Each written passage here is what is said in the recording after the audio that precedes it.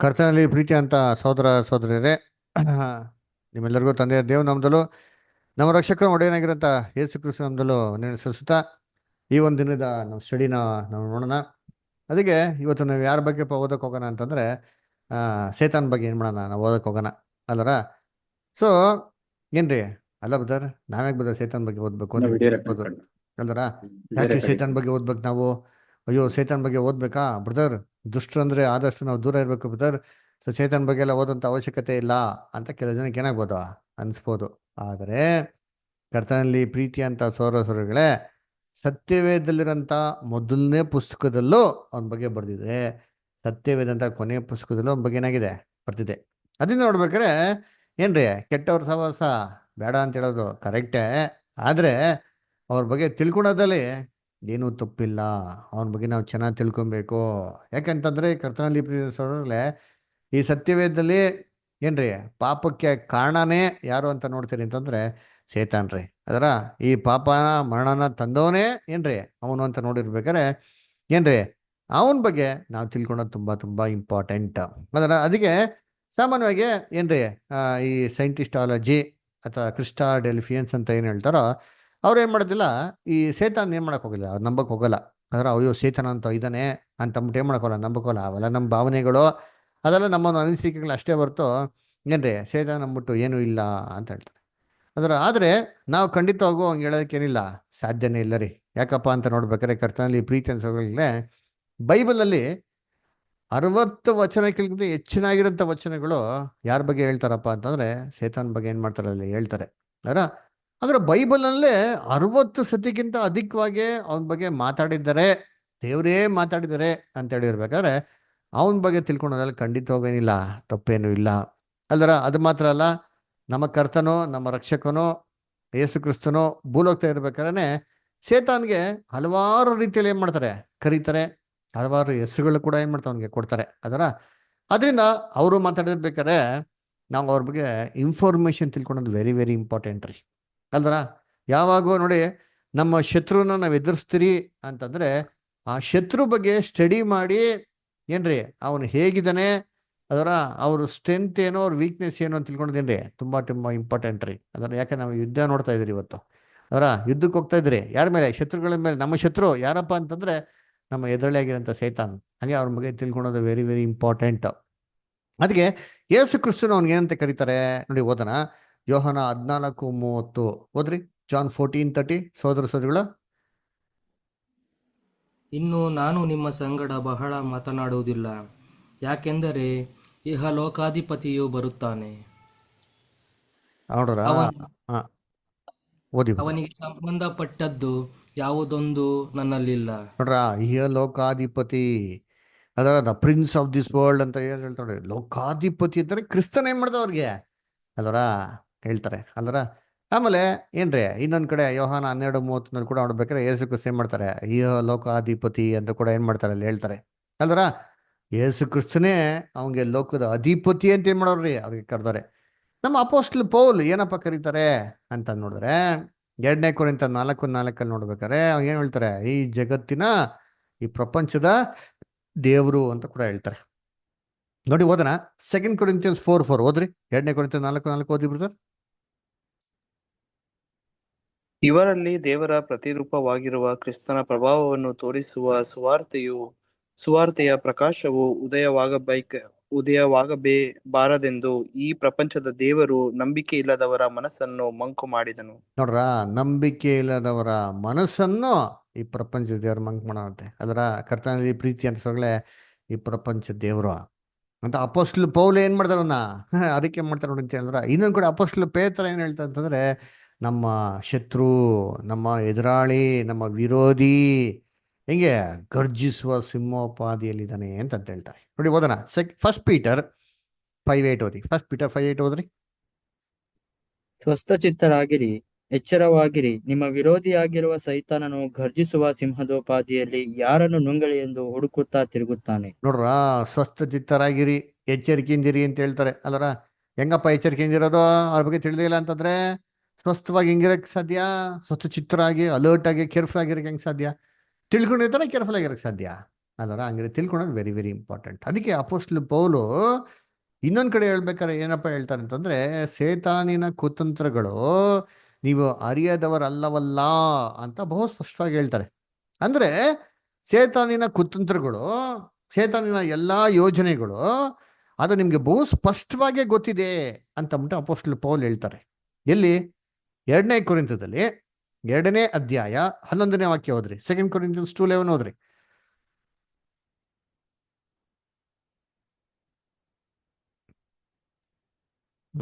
ಸೈತಾನನು ನಮ್ಮನ್ನು ವಂಚಿಸಿ ನಷ್ಟಪಡಿಸಬಾರದು, ಅವನ ಯೋಚನೆಗಳನ್ನು ನಾವು ಅರಿಯದಿಲ್ಲವಲ್ಲ.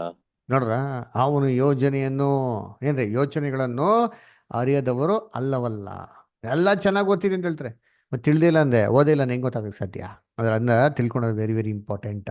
ಅದರ ಕರ್ತನಲ್ಲಿ ಪ್ರೀತಿ ಅನ್ಸಗಳೇ ಸೇತಾನು ಅಂತಂದ್ರೆ ಸಾಮಾನ್ಯವಾಗಿ ಎಲ್ಲರಿಗೂ ಇರೋ ಅಭಿಪ್ರಾಯ ಏನು ಅಂತಂದ್ರೆ, ನೋಡಿ ಇದು ಥರ ಅದರ ಏನ್ರಿ ನೀವೆಲ್ಲ ನೋಡಿ ಬೇಸಿಕ್ ಕ್ಲಾಸ್ ಎಲ್ಲ ಕಲ್ತಿ ಒಂದು ಲೆವೆಲ್ ಬಂದ್ಬಿಟ್ಟಿದ್ದೀರಾ ಅಲ್ದರ. ಇನ್ನು ಅತಿ ಶೀಘ್ರದಲ್ಲಿ ನೀವು ನಿಮ್ಮ ದೇಹಗಳನ್ನ ದೇವರಿಗೆ ಸಜೀವಾಗಿ ಅರ್ಪಿಸುವಂಥ ದಿನಗಳು ಬರ್ತೈತೆ. ಅದರ ಕಾಲಗಳು ನೋಡ್ಬೇಕಾದ್ರೆ ನೀವೇನ್ರಿ ಬೋಧಕ್ಕಾಗಿರೋಂಥ ಲೆವೆಲಲ್ಲಿ ನೀವೇನಾಗಿದ್ದೀರ, ಒಂದು ಲೆವೆಲಲ್ಲಿ ಇವತ್ತು ಬೆಳೆದು ಬಂದಿದ್ದೀರ ಅಲ್ವರ.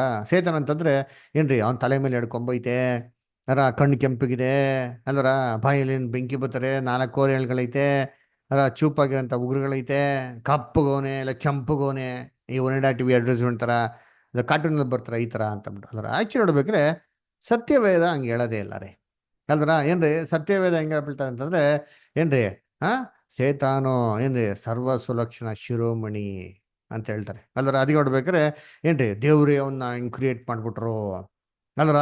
ಏನ್ರಿ ದುಷ್ಟನಾಗಿ ಕ್ರೂರವಾಗಿ ಕ್ರಿಯೇಟ್ ಮಾಡ್ಬಿಟ್ಟಿದ್ದಾರೆ ಅವನ್ನ. ಏನ್ರಿ ಈ ಎದುರ್ಸೋಕ್ಕೂ ಕೂಡ ಯಾರಿಗಾಯ್ತಲ್ಲ, ದೇವ್ರ ಕೈಲಿ ಆಗ್ತಲ್ಲ. ದೇವ್ರಿಗೆ ಅವ್ರಿಗೆ ಏನ್ರಿ ತುಂಬಾ ಅವಾಗವಾಗ ಫೈಟಿಂಗ್ ನಡೀತಾ ಇರ್ತಾರೆ ಅದರ. ಸೊ ದೇವರು ಅವ್ರು ಏನ್ ಮಾಡ್ತಾ ಇರ್ತಾರೆ, ಅವಾಗವಾಗ ಜಗಳ ಆಡ್ತಾ ಇರ್ತಾರೆ ಅದನ್ನ. ಅವಾಗ ಯಾವಾಗೋ ದೇವರೇ ಗೆಲ್ತಾ ಇರ್ತಾರೆ, ಆದ್ರೂ ಅವಾಗ ಸೈತಾನ ಏನ್ ಮಾಡ್ತಾನೆ, ತುಂಬಾ ಒಳ್ಳೆ ಫೈಟ್ ಕೊಡ್ತಾನೆ ಅಂತಂದ್ಬಿಟ್ಟಲ್ರ. ಹೇಗೆ ಅಂತಂದ್ರೆ ಏನ್ರಿ ಮೋಸೆ ಶವ ಸಂಬಂಧವಾಗಿ ಏನ್ರಿ ವಾಗ್ವಾದ ಮಾಡಕ್ಕೆ ಏನಾಯ್ತಂತ ಅಲ್ಲಿ ಅಲ್ಲರ. ಏನಂತಾರೆ ಸೈತಾನ್ ಬತ್ತ ನೋಡ್ತೀನಿ, ಯಾರ ದೇಹ ಎತ್ಕೊಂಡು ಹೋಗೋದಿಕ್ಕೆ? ಮೋಸೆ ದೇಹನ ಎತ್ಕೊಂಡು ಹೋಗೋದಿಕ್ಕೆ. ಏನಕ್ಕೆ ತೊಗೊಂಡೋಗ್ಬಿಟ್ಟು ಇಸ್ರೇಲ್ಗಳಿಗೆ ಕೊಟ್ಬಿಟ್ಟು ಅವಾಗ ಏನ್ ಮಾಡೋಣ, ವಿಗ್ರಹಾಧನೆ ಮಾಡಿಸ್ಬಿಡೋಣ ಅಂತಂದ್ಬಿಟ್ಟು ಅಲ್ವರ. ಅವಾಗ ದೇವ್ರು ಯಾನ್ ಕಳ್ಸಿಕೊಟ್ರಂತೆ ಅದರ ಏನ್ರಿ ಮಿಕಾಯಲ್ನ ಕಳ್ಸಿಕೊಡ್ತಾರೆ ಅದರ. ಓದಿ ವಾಕ್ಯ, ಯೂದ 9ನೇ ವಾಕ್ಯ ಓದಿರ್ತೀನಿ. Book of Jude verse 9. ಆದರೆ ಪ್ರಧಾನ ದೇವದೂತನಾದ ಮಿಕಾಯೇಲನು ಮೋಶೆಯ ಶವದ ವಿಷಯದಲ್ಲಿ ಸೈತಾನನೊಂದಿಗೆ ವ್ಯಾಜ್ಯವಾಡಿ ವಾಗ್ವಾದ ಮಾಡಿದಾಗ ಅವನು ಸೈತಾನನ ಮೇಲೆ ದೋಷಾಣಾಭಿಪ್ರಾಯವನ್ನು ಹೇಳುವುದಕ್ಕೆ ಧೈರ್ಯಗೊಳ್ಳದೆ, ಕರ್ತನು ನಿನ್ನನ್ನು ಖಂಡಿಸಲಿ ಅಂದನು. ನೋಡ್ರ, ಕರ್ತನ್ ನೀನೇನ್ ಮಾಡ್ಲಿ, ಖಂಡಿಸಲಿ ಅಂತ ಹೇಳ್ದಂತೆ ಅಲ್ಲರ. ನೋಡ್ಬೇಕಾರೆ ಏನ್ರಿ ಈ ತರ ಶೇತಾನ್ ಕೆಲಸ ಏನಪ್ಪ ಅಂದ್ರೆ, ಲೋಕದಲ್ಲಿ ಯಾರೋ ಸತ್ತೋಗ್ತಾರೋ ಅದನ್ನ ದೇಹದಲ್ಲಿ ಕರ್ಕೊಂಡು ಹೋಗೋದು, ತೊಗೊಂಡೋಗ್ಬಿಟ್ಟು ಏನ್ ಮಾಡೋದು, ಅವ್ರಿಗೆ ಟಾರ್ಚರ್ ಕೊಡೋದು ನರಕದಲ್ಲಿ ಅಂತ ಬಿಟ್ಟೇನ್ರಿ ಒಂದು ಫಾಲ್ಸ್ ಅಭಿಪ್ರಾಯ ಅದರ. ಈ ತರ ಏನ್ರಿ ಶೇತಾನು ಇವೆಲ್ಲಾ ಲೆಕ್ಕನ ಯಾರಿಗಪ್ಪ ಕೊಡ್ತಾನೆ ಅಂತ ನೋಡಿದ್ರೆ ದೇವ್ರಿಗೆ ಬೇರೆ ಕೊಡ್ತಾರಂತೆ. ನಾವು ಪ್ರತಿದಿನ ಹೋಗ್ಬಿಟ್ಟು ಅದರ. ಅದಕ್ಕೆ ನಾವು ಯೋಬನ ಪುಸ್ತಕ ಓದ್ತಿರಲ್ಲ, ಎಲ್ಲಾ ದೇವದೂತರು ಏನ್ರಿ ದೇವರಿಗೆ ಲೆಕ್ಕ ಕೊಡೋಂಥ ಸಂದರ್ಭದಲ್ಲಿ ಯಾರು ಬಂದಂತೆ, ಆಪಾದಿಕ ದೂತ ಕೂಡ ಬಂದ ಅಂತ ನೋಡಿ. ಓದನ ವಾಕ್ಯ ಇಲ್ಲಿ ಯೋಬನ ಬರೆದಂತ ಗ್ರಂಥ 1ನೇ ಅಧ್ಯಾಯ 6ನೇ ವಾಕ್ಯ. ಜೋಬ್ 1st chapter 6 verse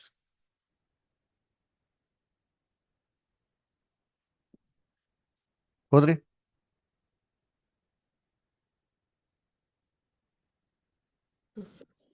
ಒಂದಾನೊಂದು ದಿನ ದೇವದೂತರು ಯೆಹೋವನ ಸನ್ನಿಧಿಯಲ್ಲಿ ಕಾಣಿಸಿಕೊಳ್ಳುವುದಕ್ಕೆ ಬರಲಾಗಿ ಸೈತಾನನು ಎಂಬ ಆಪಾದಕ ದೂತನು ಅವರ ಜೊತೆಯಲ್ಲಿ ಬಂದನು.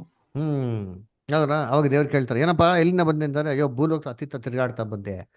ಅಂದ್ರೆ ಏನು, ಎಲ್ಲಾ ದೇವ್ರದ್ದು ದೇವ್ರ ಲೆಕ್ಕ ಕೊಡ್ಬೇಕಾರೆ ಶೇತಾನ್ ಕೂಡ ಬಂದ್ ಏನ್ ಮಾಡ್ತಾನೆ ದೇವ್ರಿಗೆ ಲೆಕ್ಕ ಕೊಡ್ತಾನೆ. ಇದೇ ತರ ಏನ್ರಿ ಸೈತಾನ್ ಬಗ್ಗೆ ಇರೋದು ತಪ್ಪಾದ ಕಲ್ಪನೆಗಳು. ಯಾಕಂದ್ರೆ ಬೈಬಲ್ನ ವಾಕ್ಯಗಳನ್ನ ತಪ್ಪಾದ ರೀತಿಯಲ್ಲಿ ಅರ್ಥ ಮಾಡ್ಕೊಂಡು ಅದನ್ನ ಆತ್ಮಿಕವಂತ ಅರ್ಥಗಳನ್ನ ನೇರವಾಗಿ ತಗೊಂಡ್ರೆ ಏನ್ ಮಾಡ್ತಾರೆ, ಈ ತರ ಅಭಿಪ್ರಾಯಗಳು ಬರ್ತಾರೆ. ಅದಕ್ಕೆ ಸೇತಾನ್ ಹಿಂಗಪ್ಪ ಇದ್ದಾನೆ ಅಂತ ಸರ್ವ ಬೈಬಲ್ ನೋಡೋದಂತಂದ್ರೆ, ನಾವೆಲ್ಲ ನೆನ್ಸ್ಕೊಂಡಂಗೆ ಮನುಷ್ಯರೆಲ್ಲ ನೆನ್ಸ್ಕೊಂಡಂಗೆ ಕುರೂರವಾಗೆ ಕುರೂಪವಾಗೆ ಖರಾಬಾಗಿದ್ದಾನೆ ಅಂತ ಏನಿಲ್ಲ ರೀ.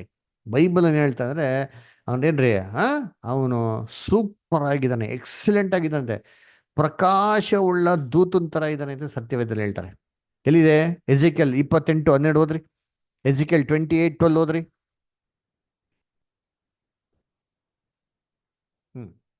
ಬೈಬಲ್ ಯಾರು ತೆಗಿತೀರೋ ದಯವಿಟ್ಟು ಎಲ್ಲರೂ ಓದ್ಬೋದು, ಏನು ತೊಂದರೆ ಇಲ್ಲ.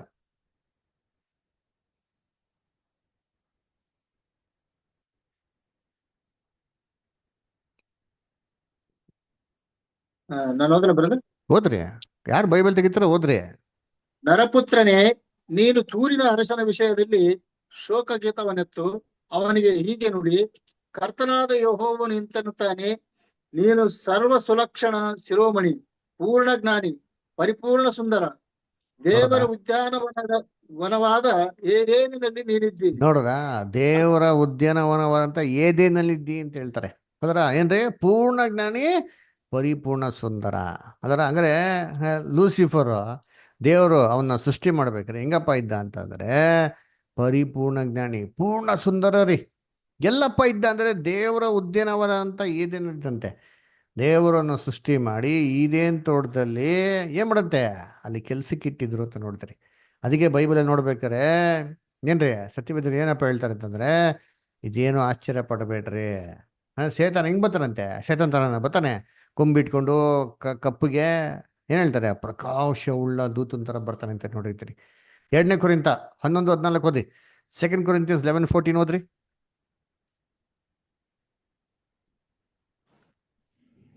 ಇದೇನು ಆಶ್ಚರ್ಯವಲ್ಲವ, ಸೈತಾನನು ತಾನೇ ಪ್ರಕಾಶ ರೂಪವುಳ್ಳ ದೇವದೂತನ ವೇಷವನ್ನು ಹಾಕಿಕೊಳ್ಳುವಾಗ ಅವನ ಸೇವಕರು ಸಹ ನೀತಿಗೆ ಸೇವಕರಾಗಿ ಕಾಣಿಸುವುದಕ್ಕೆ ವೇಷ ಹಾಕಿಕೊಳ್ಳುವುದು ದೊಡ್ಡದಲ್ಲ. ನೋಡ್ರ, ಸೇತಾನ ಹೆಂಗಪ್ಪ ಬರ್ತಾನೆ ಹಂಗಾರೆ, ದೇವದೂತನ ವೇಷ ಹಾಕೊಂಡ್ ಬರ್ತಾನೆ ಅಂತಾರೆ. ಅದರ ಮನುಷ್ಯ ವೇಷ ತರ ಏನ್ರಿ ಒಂಥರ ಬರ್ಲಾರಿ. ಹಂಗಾರೆ ಸೇತಾನು ಅಷ್ಟು ಚೆನ್ನಾಗಿ ದೇವರನ್ನ ಸೃಷ್ಟಿ ಮಾಡಾರ ನೋಡಿ. ಅದಕ್ಕೆ ಹೇಳೋದು ಸರ್ವ ಸುಲಕ್ಷಣ ಶಿರೋಮಣಿ. ಅದರ ಬೈಬಲ್ನಲ್ಲಿ ಇವ್ನಿಗೆ ಏನಪ್ಪ ಹೆಸರು ಅಂತಂದ್ರೆ ಉದಯ ನಕ್ಷತ್ರ ಅಂತ ಏನ್ರಿ ಇವನಿಗೆ ಹೆಸರು. ಅದಕ್ಕೆ ಏಷಯದಲ್ಲಿ ಹೇಳ್ತಾರಲ್ಲ, ಉದಯ ನಕ್ಷತ್ರವೇ, ಬೆಳ್ಳಿಯೇ, ಆಕಾಶದ ನೀನು ಹೇಗೆ ಬಿದ್ದೆ ಅಂತ ಅಂದ್ಬಿಟ್ಟು ಏಷ್ಯ 14 ಹೇಳ್ತಾರೆ. ಅದರ ಇವರು ಒಂದು ಉದಯ ಸೂಚಕ ನಕ್ಷತ್ರ ಆದರೆ ಬೈಬಲ್ ಇನ್ನೊಬ್ರು ಉದಯ ಸೂಚಕ ನಕ್ಷತ್ರ ಇದ್ರು. ಯಾರೋದ ಇನ್ನೊಬ್ರು? ಯಾರು ಉದಯ ಸೂಚಕ ನಕ್ಷತ್ರ? ವೆರಿ ಗುಡ್, ಯೇಸು ಕ್ರಿಸ್ತನು ಅಲ್ಲರ. ಯೇಸು ಕ್ರಿಸ್ತನು ಎಂತ ಉದಯ ಸೂಚಕ ನಕ್ಷತ್ರ ಅಪ್ಪ ಅಂತ ನೋಡ್ತೀರಿ ಅಂದ್ರೆ, ಪ್ರಕಾಶವುಳ್ಳ ಉದಯ ಸೂಚಕ ನಕ್ಷತ್ರ ಅಂತಾರ ಪ್ರಕಟಣೆ 22:16 ಓದ್ತೀರಿ. ಅದ್ರ ಹಂಗಾರೆ ಬೈಬಲ್ ಅಲ್ಲಿ ಇಬ್ರು ಉದಯ ಸೂಚಕ ನಕ್ಷತ್ರಗಳಿದ್ದಾರೆ. ಒಬ್ರು ಸೇತಾನು, ಇನ್ನೊಬ್ರು ಏನ್ರಿ ಇನ್ನೊಬ್ರು ನಮ್ಮ ರಕ್ಷಕಂತ ಯೇಸು ಕ್ರಿಸ್ತನು. ಸರಿ, ಇಬ್ರು ಒಟ್ಟಿಗಿದ್ರಾ? ಇಬ್ರು ಒಟ್ಟಿಗಿದ್ರ ರೆಕಾರ್ಡ್ ಏನಿದೆ ಬೈಬಲ್ ಇದೆಯಾ ಅಂತಂದ್ರೆ ಎಸ್ ಇದೆ. ಎಲ್ಲಿದೆ ಅಂತಂದ್ರೆ, ಭೂಲೋಕಕ್ಕೆ ಅಸ್ಥಿಬರ ಹಾಕ್ಬೇಕಾರೆ ಇಬ್ರು ಪ್ರಕಾಶವುಳ್ಳ ದೂತರುಗಳು ಸಂತೋಷವಾಗಿ ಒಗ್ಗಟ್ಟಾಗಿದ್ರು ಅಂತ ಸತ್ಯವೇದಲ್ಲಿದೆ. ಓದ ನೋಡಿದ್ದೀನಿ, ಯೋಬ 38ನೇ ಅಧ್ಯಾಯ 6 ಮತ್ತು 7 ಓದಿ.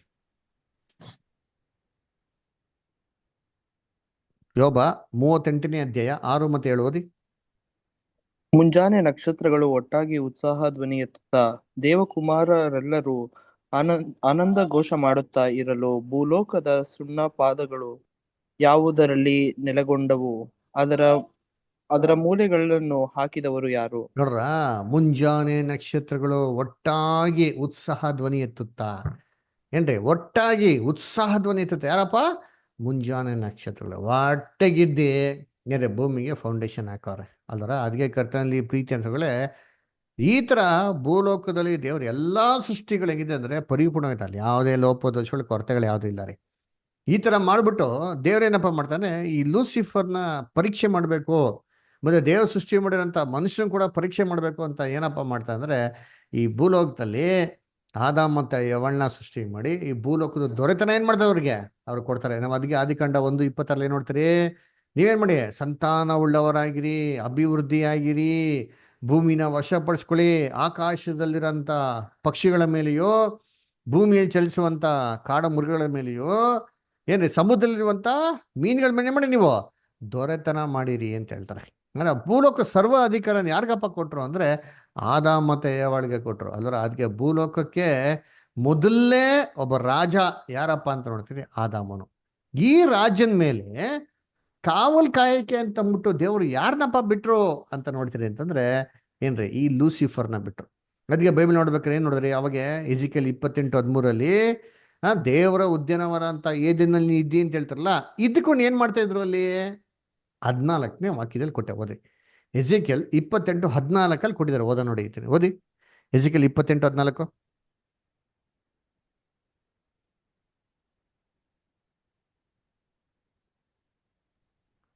ನೀನು ರೆಕ್ಕೆ ತೆರೆದು ನೆರಳು ಕೊಡುವ ಕೆರೂಬಿಯಾಗಿದ್ದಿ, ನಾನು ನಿನ್ನನ್ನು ದೇವರ ಪರಿಶುದ್ಧ ಪರ್ವತದಲ್ಲಿ ನೆಲೆಗೊಳಿಸಿದೆನು.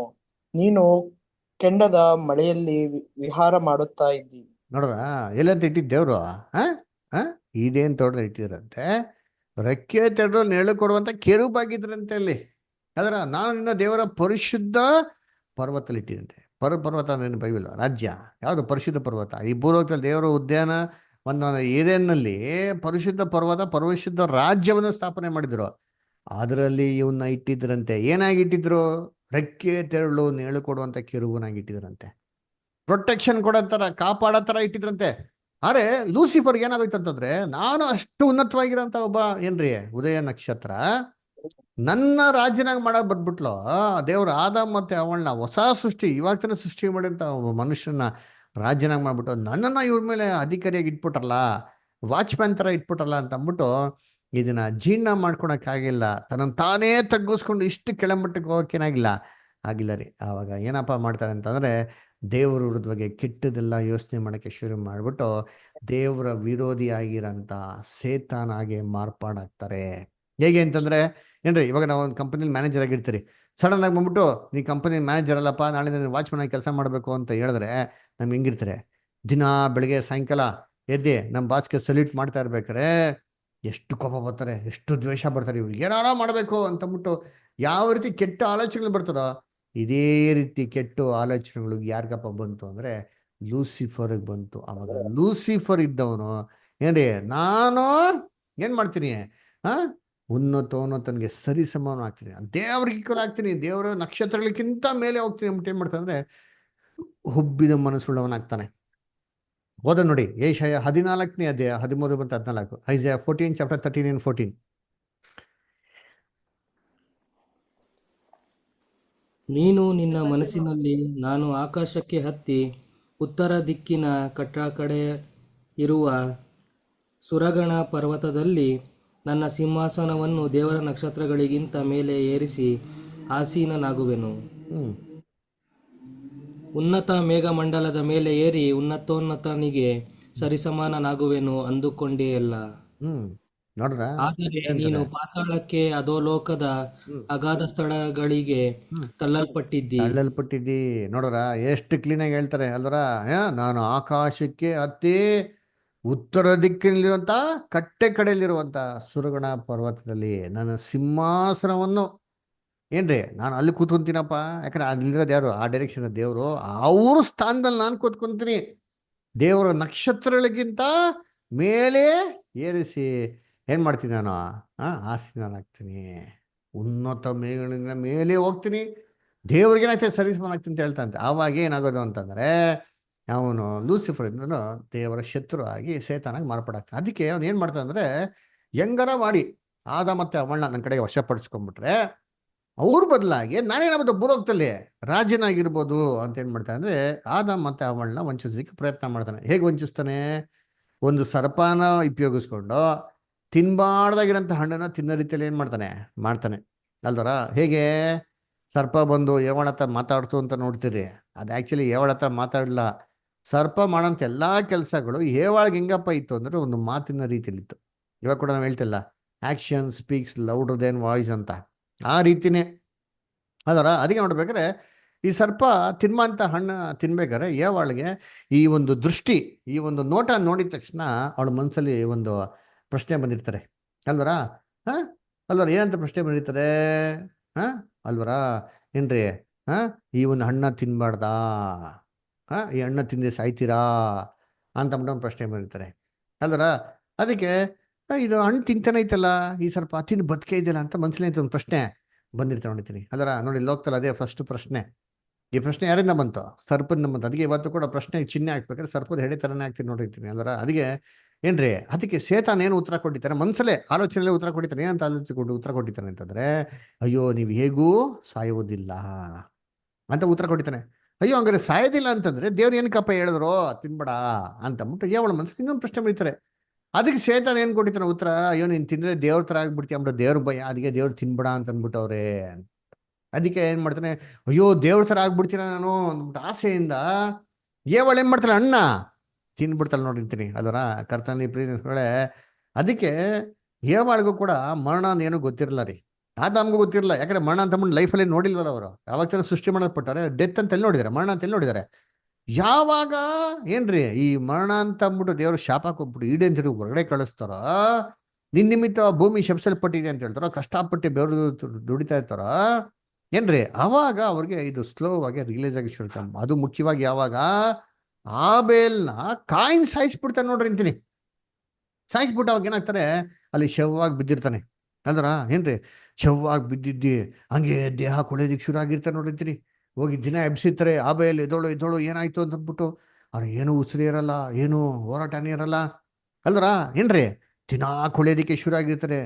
ಅವಾಗ ಆದಾಮ್ ಮತ್ತೆ ಅವಳಿಗೆ ಅಯ್ಯಯ್ಯೋ ಇದು ಮರಣ ಅಂದ್ರೆ ಅಪ್ಪ, ಇದು ಮನುಷ್ಯರು ಸತ್ರೆ ಈ ತರ ಆಗ್ತಾರೆ ಅಂತ ಅಂದ್ಬಿಟ್ಟು ಏನಾಗಿರ್ತಾರೆ ಅವಾಗ ಅವ್ರಿಗೆ ರಿಯಲೈಸ್ ಆಗಿರ್ತಾರೆ. ಅವಾಗ ದೇವ್ರು ಹೇಳಿದ್ರಲ್ಲ ಮಾತು, ನೀನು ಹೇಗೂ ಸಾಯುವಿ ಅಲ್ಲ, ಮಣ್ಣಿಂದ ಮಾಡಲ್ಪಟ್ಟಿ ಮಣ್ಣಿಗೆ ಸೇರ್ತಿ ಅಂದ್ಬಿಟ್ಟು ಆ ಸತ್ಯ ಏನಾಗಿರ್ತಾರೆ ಅವಾಗ ರಿಯಲೈಸ್ ಆಗಿರ್ತಾರೆ.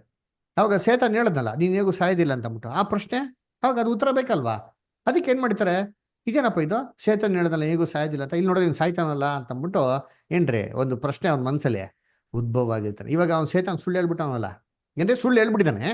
ಇವಾಗ ಸುಳ್ಳು ಏನ್ ಮಾಡ್ಬೇಕು, ಸತ್ಯ ಅಂತ ಏನ್ ಮಾಡ್ಬೇಕು, ಇವಾಗ ಪ್ರೂವ್ ಮಾಡಬೇಕು. ಅದಕ್ಕೆ ಏನ್ ಮಾಡ್ತಾನೆ ಅಂತಂದ್ರೆ, ಈ ಸತ್ಯ ಅಂತ ಪ್ರೂವ್ ಮಾಡೋದಕ್ಕೆ ಇಷ್ಟ ಬಂದಿರೋಂಥ ರೀತಿಯಲ್ಲಿ ಸುಳ್ಳು ಹೇಳಕ್ಕೆ ಶುರು ಮಾಡ್ದ.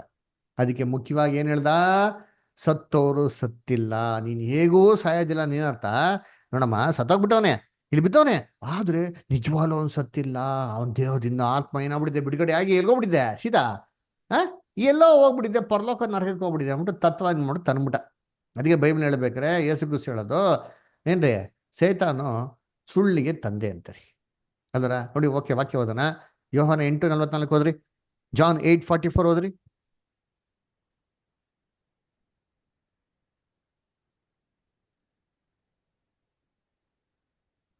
ಯೋಹಾನ 8:44. ಸೈತಾನನು ನಿಮ್ಮ ತಂದೆ, ಹ್ಮ್ ನೀವು ಆ ತಂದೆಯಿಂದ ಹುಟ್ಟಿದವರಾಗಿದ್ದು ನಿಮ್ಮ ತಂದೆಯ ದುರಿಚ್ಛೆಗಳನ್ನೇ ನಡೆಸಬೇಕೆಂದಿದ್ದೀರಿ. ಹ್ಮ್ ಅವನು ಆದಿಯಿಂದಲೂ ಕೊಲೆಗಾರನಾಗಿದ್ದು ಸತ್ಯದಲ್ಲಿ ನಿಲ್ಲಲಿಲ್ಲ, ಹ್ಮ್ ಅವನಲ್ಲಿ ಸತ್ಯವೂ ಇಲ್ಲವೇ ಇಲ್ಲ. ಹ್ಮ್ ಅವನು ಸುಳ್ಳಾಡುವಾಗ ಸ್ವಭಾನುಸಾರವಾಗಿ ಆಡುತ್ತಾನೆ. ಹ್ಮ್ ಅವನು ಸುಳ್ಳುಗಾರನು, ಸುಳ್ಳಿಗೆ ಮೂಲಪುರುಷನು ಆಗಿದ್ದಾನೆ. ನೋಡಪ್ಪ, ಎಷ್ಟು ಹೇಳ್ತಾರೆ, ಅವನು ಸತ್ಯಲ್ಲಿ ಇಲ್ಲವೇ ಇಲ್ಲ ರೀ.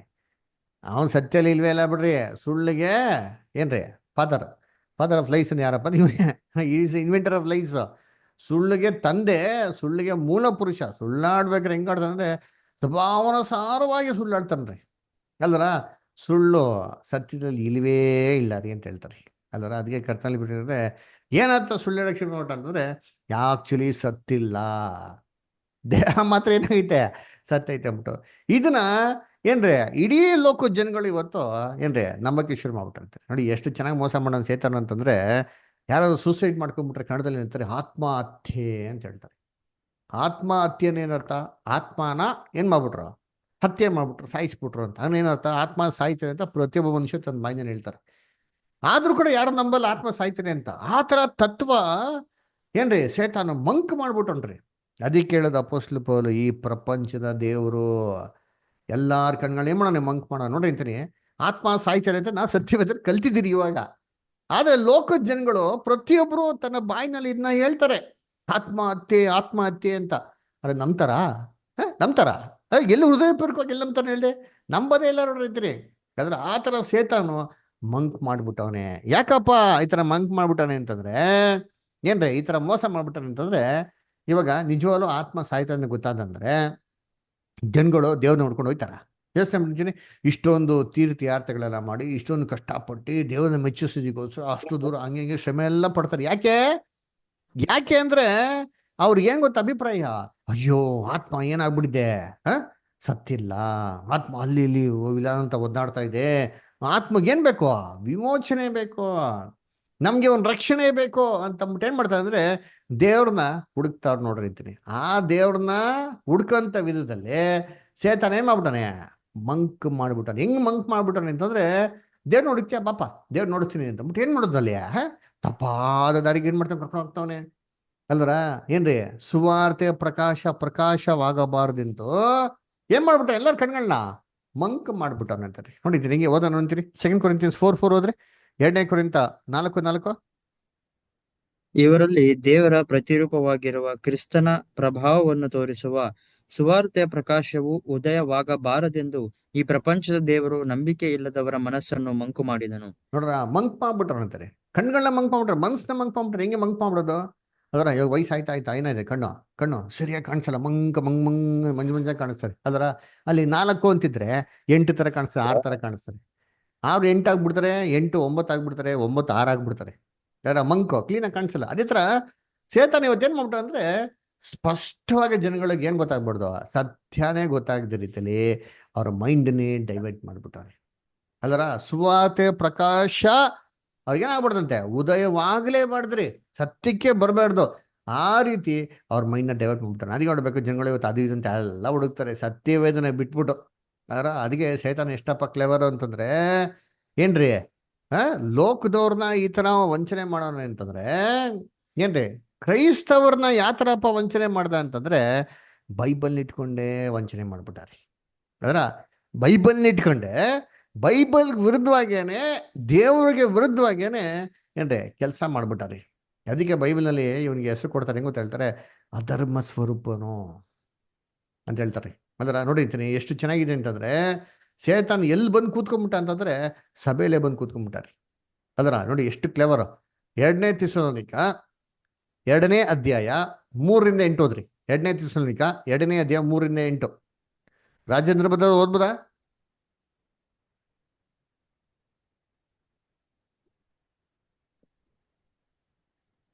ಎರಡನೇ ಥೆಸಲೋನಿಕ ಬ್ರದರ್ 2ನೇ ಅಧ್ಯಾಯ 3ರಿಂದ 8 ಬ್ರದರ್. ಹ್ಮ್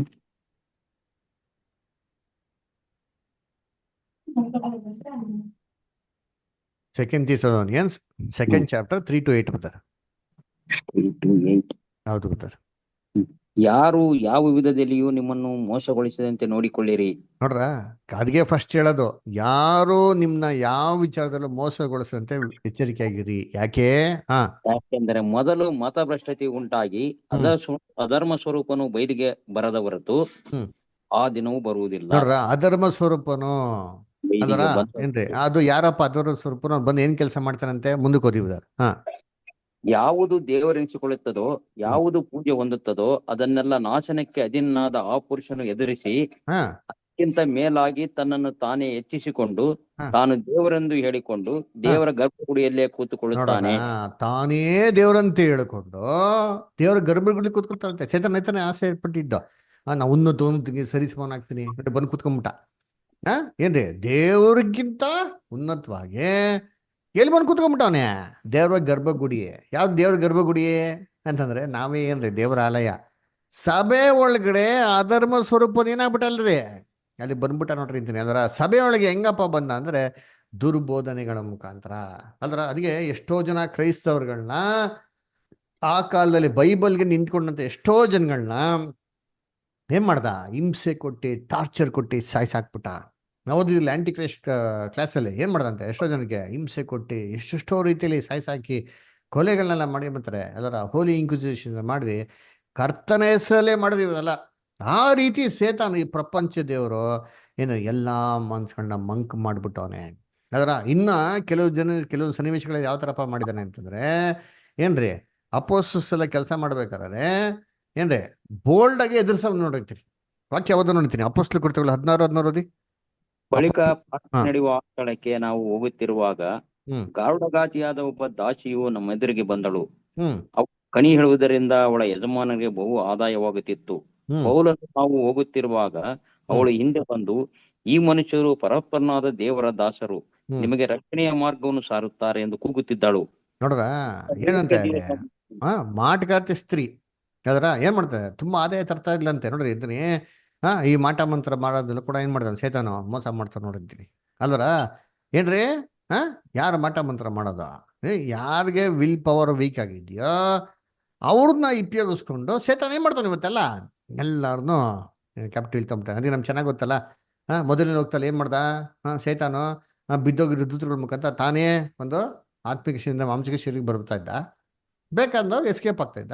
ಯಾವಾಗ ಜಲಪ್ರಳಯದಲ್ಲಿ ದೇವರು ಈ ಪವರ್ನ ತೆಗೆದುಬಿಟ್ರ ಡೈರೆಕ್ಟಾಗಿ ಬರೋಕ್ಕೆ ಸಾಧ್ಯ ಇಲ್ಲ. ಅವಾಗ ಏನು ಮಾಡ್ತಾನೆ, ಯಾರೋ ಒಂದು ವಿಲ್ ಪವರ್ ವೀಕ್ ಆಗಿದೆಯೋ ಅವರು ಶರೀರನ ಉಪಯೋಗಿಸ್ಕೊಂಡು ಅವ್ರ ಮುಖಾಂತರ ಎಲ್ಲ ದುಷ್ಟ ಕೆಲಸಗಳು ಮಾಡಕ್ಕೆ ಏನ್ ಮಾಡ್ತಾನೆ, ಶುರು ಮಾಡ್ತಾನೆ ಅಲ್ವರ. ಅದಕ್ಕೆ ಕರ್ತನಲ್ಲಿ ಪ್ರೀತಿ ಅಂತ ಸ್ವರಗಳೇ ಅದಕ್ಕೆ ನೋಡ್ಬೇಕ್ರೇನ್ರಿ, ಬ್ಲ್ಯಾಕ್ ಮ್ಯಾಜಿಕ್ ಅಲ್ವರ ಏನ್ರಿ, ಅಪೋಸ್ತಲರ ಕಾಲದಲ್ಲಿ ಮಾಡ್ತಾರೆ, ಇನ್ನು ತಗೊಂಡು ಎಷ್ಟು ಆದಾಯ ಮಾಡ್ತಾ ಇದ್ದಂತೆ. ಅದಕ್ಕೆ ದೇವರು ಇಸ್ರೇಲ್ ಜನಗಳಿಗೆ ಧರ್ಮಶಾಸ್ತ್ರ ಕೊಡ್ಬೇಕೆ ಕ್ಲಿಯರ್ ಆಗಿ ಹೇಳ್ಬಿಟ್ರು. ಏನಂತ, ಈ ಮಾಟ ಮಂತ್ರ ಮಾರೋರು ಯಾರು ನಿಮ್ಮ ಊರಲ್ಲಿ ಇರಲೇಬೇಡ್ದು, ನಾನು ಕೊಡಂತ ವಾಗ್ದಾನ ಮಾಡಂತ ಭೂಮಿಯಲ್ಲಿ ಇವ್ರು ಒಬ್ರು ಇರ್ಬಾರ್ದು, ಇದೆಲ್ಲ ಕಂಪ್ಲೀಟ್ ಆಗಿ ಹೊಡಿಸ್ಬಿಡ್ಬೇಕು ಅಂತ ಹೇಳ್ತಾರೆ. ಧರ್ಮೋಪದೇಶ ಕಾಂಡ 18ನೇ ಅಧ್ಯಾಯ 9-12.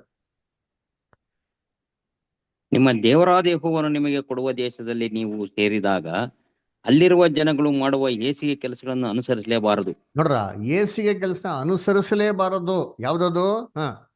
ಮಕ್ಕಳನ್ನು ಆಹುತಿ ಕೊಡುವವರು, ಕಣಿ ಹೇಳುವವರು, ಶಕುನ ನೋಡುವವರು, ಯಂತ್ರ ಮಂತ್ರವನ್ನು ಮಾಡುವವರು, ಮಾಟಗಾರರು, ತಂತ್ರಗಾರರು, ಸತ್ತರನ್ನು ವಿಚಾರಿಸುವವರು, ಬೇತಾಳಗಾರರು, ಪೇತ್ರಸಿದ್ಧರು, ಇಂಥವರು ಯಾರು ನಿಮ್ಮಲ್ಲಿ ಇರಬಾರದು. ನೋಡ್ರ, ಇಂಥವ್ರು ಯಾರೂ ನಿಮ್ಮಲ್ಲಿ ಇರ್ಬಾರ್ದ್ರಿ. ಅಂಜನ, ಶಕುನ, ಸತ್ತರೊಳಗೆ ವಿಚಾರಿಸೋದು, ಅದರ ಕಣಿ ಹೇಳೋದು, ಇವರೆಲ್ಲ ಯಾರು ನಿಮ್ಗೆ ಇರ್ಲೇಬಾರ್ದು ಅಂತ ಹೇಳ್ತಾರೆ. ಅದಕ್ಕೆ ನೋಡ್ಬೇಕಾದ್ರೆ ಕರ್ತನಲ್ಲಿ ಯಾಕಪ್ಪ ಅಂದ್ರೆ ಇದೆಲ್ಲ ಸೇತಾನ್ ಕೆಲಸ ಅಂತ ದೇವ್ರಿಗೆ ಚೆನ್ನಾಗಿ ಗೊತ್ತಿತ್ರಿ. ಅದಕ್ಕೆ ಇಸ್ರೇಲ್ ಜನಗಳಿಗೆ ಕ್ಲೀನಾಗಿ ವಾರ್ನಿಂಗ್ ಕೊಡ್ತಾರೆ. ಆದ್ರೂ ಕೂಡ ಸೇತಾನ್ ಏನ್ ಮಾಡ್ದ, ಇಸ್ರೇಲ್ ಜನಗಳ ಮೋಸನೇ ಮಾಡ್ಬಿಟ್ಟಾರಿ. ಯಾವ ರೀತಿ ಮೋಸ ಮಾಡೋದಂದ್ರೆ ರಾಜನ್ನೇ ಬಿಡ್ಲಿಲ್ಲ ರೀ. ಇಸ್ರೇಲ್ ಮೊದಲನೇ ರಾಜನಾಗಿರೋಂಥ ಸೌಲ್ನೇ ಏನ್ ಮಾಡ್ಬಿಟ್ಟ, ವಂಚಿಸ್ಬಿಟ್ಟ. ಅದನ್ನ ಅವನೇನ್ ಮಾಡ್ತಾನೆ, ಹೋಗು ಬೇತಾಳ ಸ್ತ್ರೀ ನೋಡ್ಬಿಟ್ಟು ಸತ್ತೋಗಿರೋ ಸ್ಯಾಮ್ಯಲ್ನ ಎಬ್ಸಿ ಏನ್ ಮಾಡ್ತಾನೆ, ಮಾತಾಡಕ್ಕೆ ಪ್ರಯತ್ನ ಮಾಡ. ಅದು ನಮ್ಗೆ ಚೆನ್ನಾಗಿ ಗೊತ್ತು. ಅದರ ಸ್ಯಾಮ್ಯಲ್ ಏನ್ ಎದ್ ಬರ್ಲಿಲ್ಲ ರೀ. ಸೇತಾನು ಸ್ಯಾಮ್ಯಲ್ ಎದ್ ಬಂದಂತ ರೀತಿಲಿ ನಟಿಸಿ ಏನ್ರಿ ಅಲ್ಲಿ ಸ್ಯಾಮ್ಯಲ್ ತರನೇ ಏನ್ ಮಾಡ್ತಾನೆ, ಮಾತಾಡ್ತಾನೆ. ಅದು ನಮ್ಗೆ ಚೆನ್ನಾಗಿ ಗೊತ್ತು. ಸೇತಾನ್ ಇದೆಲ್ಲ ಎಕ್ಸ್ಪರ್ಟ್ ರೀ. ಅದಕೊಂಡು ಬೇಕಾದ್ರೆ ಈ ಪ್ರಪಂಚ ದೇವರು ಯಾವ ರೀತಿ ಕಣ್ಗಳನ್ನ ಮಂಕ್ ಮಾಡ್ತಾರ ನೋಡ್ರಿ ಅಂತೀನಿ. ಕ್ರೈಸ್ತವ್ರನ್ನ ಬೈಬಲ್ ಇಟ್ಕೊಂಡು ಏನ್ ಮಾಡ್ದ, ಮಂಕ್ ಮಾಡ್ಬಿಟ್ಟ.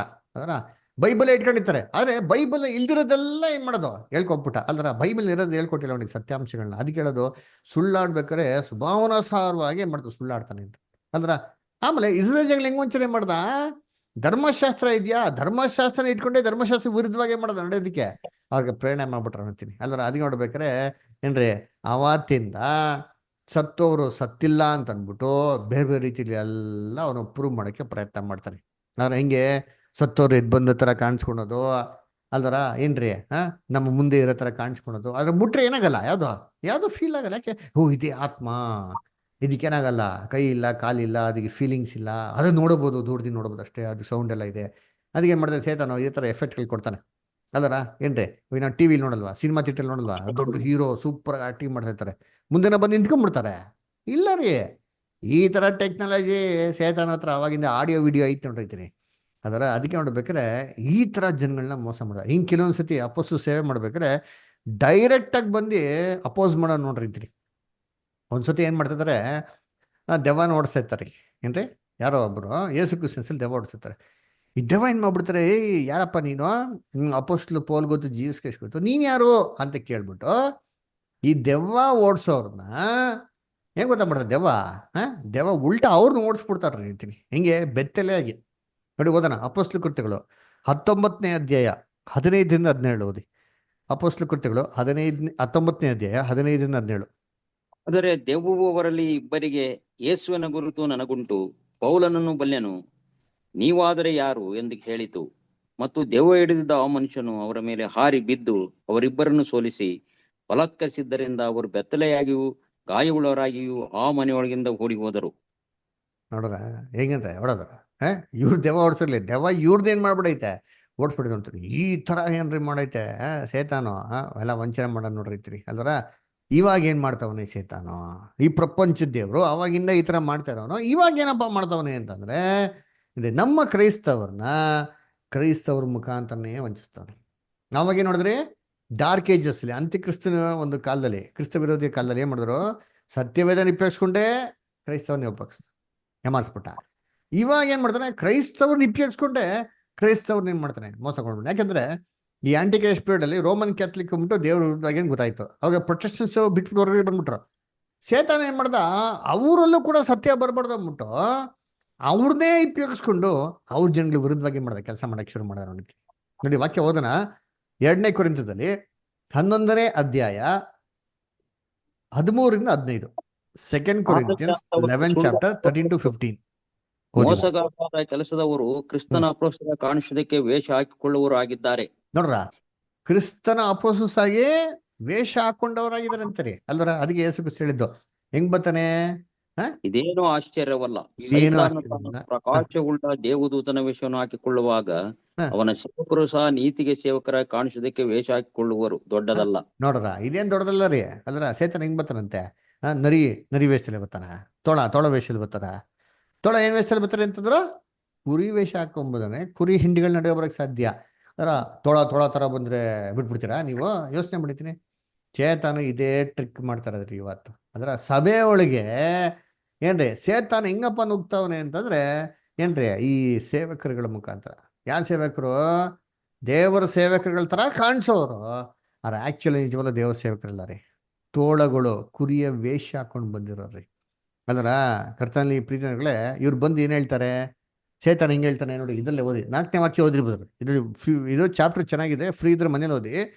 4ನೇ ವಾಕ್ಯ ಓದಿ. ಇವ್ರು ಏನು ಉಪದೇಶ ಮಾಡ್ತಾರಂತೆ. ಯಾಕೆಂದರೆ ನಾವು ಪ್ರಸಿದ್ಧಿಪಡಿಸಿದ್ದ ಮತ್ತೊಬ್ಬ ಯೇಸುವನ್ನು ನಿಮ್ಮ ಬಳಿಗೆ ಬರುವವರು. ನೋಡ್ರ, ನಾವು ಪ್ರಸಿದ್ಧ ಪಡಿಸಿದ ಮತ್ತೊಂದು ಯೇಸು. ಅಂದ್ರೆ ಬೈಬಲ್ ಅಲ್ಲಿ ಇಬ್ಬಿಬ್ರು ಯೇಸು ಇದಾರ. ಎಸ್, ಸೇತಾನು ಜೀಸಸ್ ಕ್ರೈಸ್ಟ್ ಡೂಪ್ಲಿಕೇಟ್ ಮಾಡ್ಬಿಟ್ಟನ್ರಿ. ದೇವ್ರನ್ನೇ ಡೂಪ್ಲಿಕೇಟ್ ಮಾಡ್ಬಿಟ್ಟಾನೆ. ಇವತ್ತು ಎಷ್ಟಿದೆ ದೇವರುಗಳು ಅಂದ್ರೆ ಕೋಟ್ಯಾನು ಕೋಟಿ ದೇವತೆಗಳಿದೆ ಅಂತ ಹೇಳ್ತಾರೆ. ಒಂದೇ ದೇವ್ರನ್ನ ಕೋಟ್ಯಾನು ಕೋಟಿ ದೇವತೆಗಳಾಗಿ ಮಾಡಿರೋನ್ನ ಕ್ರಿಸ್ತನ್ನ ಡೂಪ್ಲಿಕೇಟ್ ಮಾಡೋದು ಕಷ್ಟನ ಅವನಿಗೆ. ಮಾಡ್ಬಿಟ್ಟ ನೋಡ್ರಿ. ಹೆಂಗೆ? ನಿಜವಾದ ಕ್ರಿಸ್ತನು ಯಾರಪ್ಪ ಅಂದ್ರೆ ದೇವರ ಕುಮಾರನು, ಏಕೈಕ ಕುಮಾರನು. ಇವತ್ತು ಏಕೈಕ ಕುಮಾರನ್ ತೆಗೆದ್ಬಿಟ್ಟು ತ್ರೈಕತ್ವ ಅಂತಂದ್ಬಿಟ್ಟು ಕ್ರಿಸ್ತನ್ನೇನ್ ಮಾಡ್ಬಿಟ್ರಂತೆ. ದೇವರಾಗಿ ಮಾಡ್ಬಿಟ್ಟವ್ರೆ. ಕ್ರಿಸ್ತನೇ ಏನ್ರಿ ಸರ್ವಶಕ್ತನಾಗಿ ದೇವರಾಗಿ ಮಾಡ್ಬಿಟ್ರೆ ಬೇರೆ ಒಬ್ಬ ಕ್ರಿಸ್ತನು ಅಂತ ಅದ್ಗೆ ಹೇಳತ್ರಿ. ತ್ರೈಕತ್ವ ತತ್ವದಲ್ಲಿರಂತ ಕ್ರಿಸ್ತನ ತಂದ್ಬಿಟ್ಟವನೇ ಸಭೆಯೊಳಗೆ. ಆಮೇಲೆ ನೆಕ್ಸ್ಟ್ ಬದಾರ ಮತ್ತೊಬ್ಬ ಯೇಸುವನ್ನು ನಿಮ್ಮ ಬಳಿಗೆ ಬರುವವರು ಪ್ರಕಟಿಸುವಾಗಲೂ ನೀವು ಹೊಂದದೇ ಇದ್ದ ಬೇರೆ ವಿಧವಾದ ಆತ್ಮ ಪ್ರೇರಣೆಯನ್ನು ಹೊಂದುವಾಗಲೂ. ನೋಡ್ರ, ನೀವು ಹೊಂದದೇ ಇರುವಂತ ಬೇರೆ ವಿಧಂತ ಆತ್ಮ ಪ್ರೇರಣೆ. ಅದರ ಏನದು ಬೇರೆ ವಿಧಂತ ಆತ್ಮ ಪ್ರೇರಣೆ? ಪವಿತ್ರಾತ್ಮ ಏನ್ರಿ? ಬೇರೊಂದು ಸುವಾರ್ತೆಯನ್ನು ಕೇಳುವಾಗಲೂ ನೀವು ನೋಡ್ರ, ಬೇರೆ ಒಂದು ಆತ್ಮ ಬೇರೆ ಒಂದು ಸುವಾರ್ತೆ. ಏನು ಬೇರೆ ಒಂದು ಆತ್ಮ ಅಂತಂದ್ರೆ ಪವಿತ್ರ ಆತ್ಮ ಬಂದ್ರೆ ಫಸ್ಟ್ ಮಾಡೋ ಕೆಲಸ ಹೆಂಗ್ ಗೊತ್ತಾ? ಸಮಾಧಾನ, ಶಾಂತಿ, ಸತ್ಯತೆ ಕಡೆಗೆ ಫಸ್ಟ್ ನಡೆಸ್ತಾರೆ. ಆದ್ರೆ ಇವತ್ತಿನ ಪವಿತ್ರ ಆತ್ಮ ಬಂದ್ರೆ ಫಸ್ಟ್ ಅಂತ ಮನುಷ್ಯ ದಬಕಂ ಬಿದ್ದೋಯ್ತಾನೆ, ಎಗರಾಡ್ತಾನೆ, ಕೂಗಾಡ್ತಾನೆ, ಲವ ಲವ ಅಂತ ಬಡ್ಕೊಂತಾನೆ. ಅದರ ಏನ್ರಿ ಇವ ಪವಿತ್ರ ಆತ್ಮ. ಬೈಬಲ್ನಲ್ಲಿ ಯೋಚನೆ ಮಾಡಿ ಅಂತೀನಿ, ಎಂತೆಂಥೋ ಗಲಿಬಿಲಿಯಲ್ಲಿ ಇರೋಂಥ ವ್ಯಕ್ತಿಗಳಿಗೆ ಪವಿತ್ರ ಆತ್ಮ ಬಂದಿದ ತಕ್ಷಣ ಸಮಾಧಾನ ದೇವ್ರು ಫಸ್ಟ್ ಕೊಟ್ರಿ. ಸತ್ಯ ಕಡೆಗೆ ಮಾಡೋ ದೇವ್ರು ಅವ್ರು ನಡೆಸ್ಕೊಟ್ರು. ಅಲ್ಲರ ಗಲಿಬಿಲಿ ಆತ್ಮ ಅಲ್ಲಾರೆ ಇವತ್ತು ಇದು ಪವಿತ್ರ ಆತ್ಮನ. ಅದು ಹೇಳ್ದು ಬೇರೊಂದು ಆತ್ಮ. ಆಮೇಲೆ ಬೇರೆ ಒಂದು ಸುವಾರ್ತೆ. ಅಲ್ಲರ ಏನಪ್ಪ ಬೇರೆ ಒಂದು ಸುವಾರ್ತೆ? ಕರ್ತನಲ್ಲಿ ಪ್ರೀತಿ ಅಂದ್ರೆ ಇವಾಗ ಸುವಾರ್ತೆನ ಏನ್ರಿ? ಎಲ್ಲಾ ಮನುಷ್ಯರಿಗೂ ರಕ್ಷಣೆ ಆಗೋದು ಸುವಾರ್ತೆ. ಆಕ್ಚುಲಿ ಬೈಬಲ್ ಪ್ರಕಾರ ಅದು ಅಬ್ರಹಾಮ್ ವಾಗ್ದಾನ ಮಾಡಿದ್ದು, ನೀನು ಸಂತತಿ ಮುಖಾಂತರ ನಾನು ಆಶೀರ್ವಾದ ಮಾಡ್ತೀನಿ ಅಂತ ಹೇಳೋಂಥ ಸುವಾರ್ತೆನ ಮೊದಲೇ ದೇವರು ಅಬ್ರಹಾಮ ತಿಳಿಸುತ್ತೆ. ಇವತ್ತು ಸುವಾರ್ತೆನ ಏನು? ಯೇಸು ಕ್ರಿಸ್ತ ನಮ್ದು ರಕ್ಷಣೆ, ನಮ್ದೇ ಇದ್ರೆ ನರಕ. ನಂಬು ನರಕ ಹೋಗ್ತೀನಿ, ಅದಕ್ಕೋಸ್ಕರ ಕಾಪಾಡಕ್ಕೆ ನಾನು ಬಂದಿದ್ದೀನಿ ಅಂತಂದ್ಬಿಟ್ಟು ಇದಾ ದೇವ್ರು ಹೇಳ್ಕೊಟ್ರು. ಹಂಗ ಆ ಕೆಲಸನ ಯೇಸು ಕ್ರಿಸ್ತ ಎಷ್ಟು ಸತಿ ಮಾಡ್ಬೋದಾಗಿತ್ತು.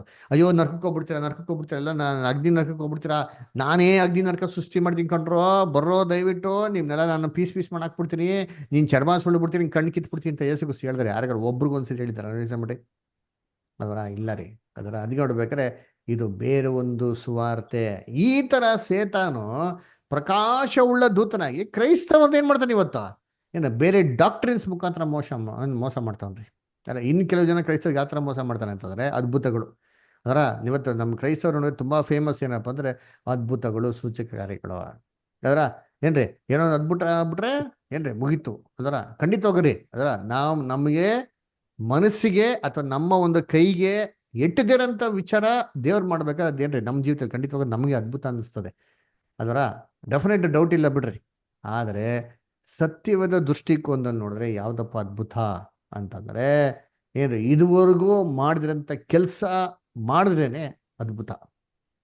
ಯೇಸು ಕ್ರಿಸ್ತ ಅದ್ಭುತ ಮಾಡಿದ್ರು. ಎಷ್ಟು ಜನಕ್ಕೆ ಮಾಡಿದ್ರು? ಒಬ್ಬರ ಇಬ್ರಿಗೆ ಮಾಡಿದ್ರ? ಎಲ್ಲರಿಗೂ ಮಾಡಿದ್ರ? ಎಲ್ಲರಿಗೂ ಮಾಡಿದ್ರು. ಎಲ್ಲರಿಗೂ ಮಾಡಿದ್ರು.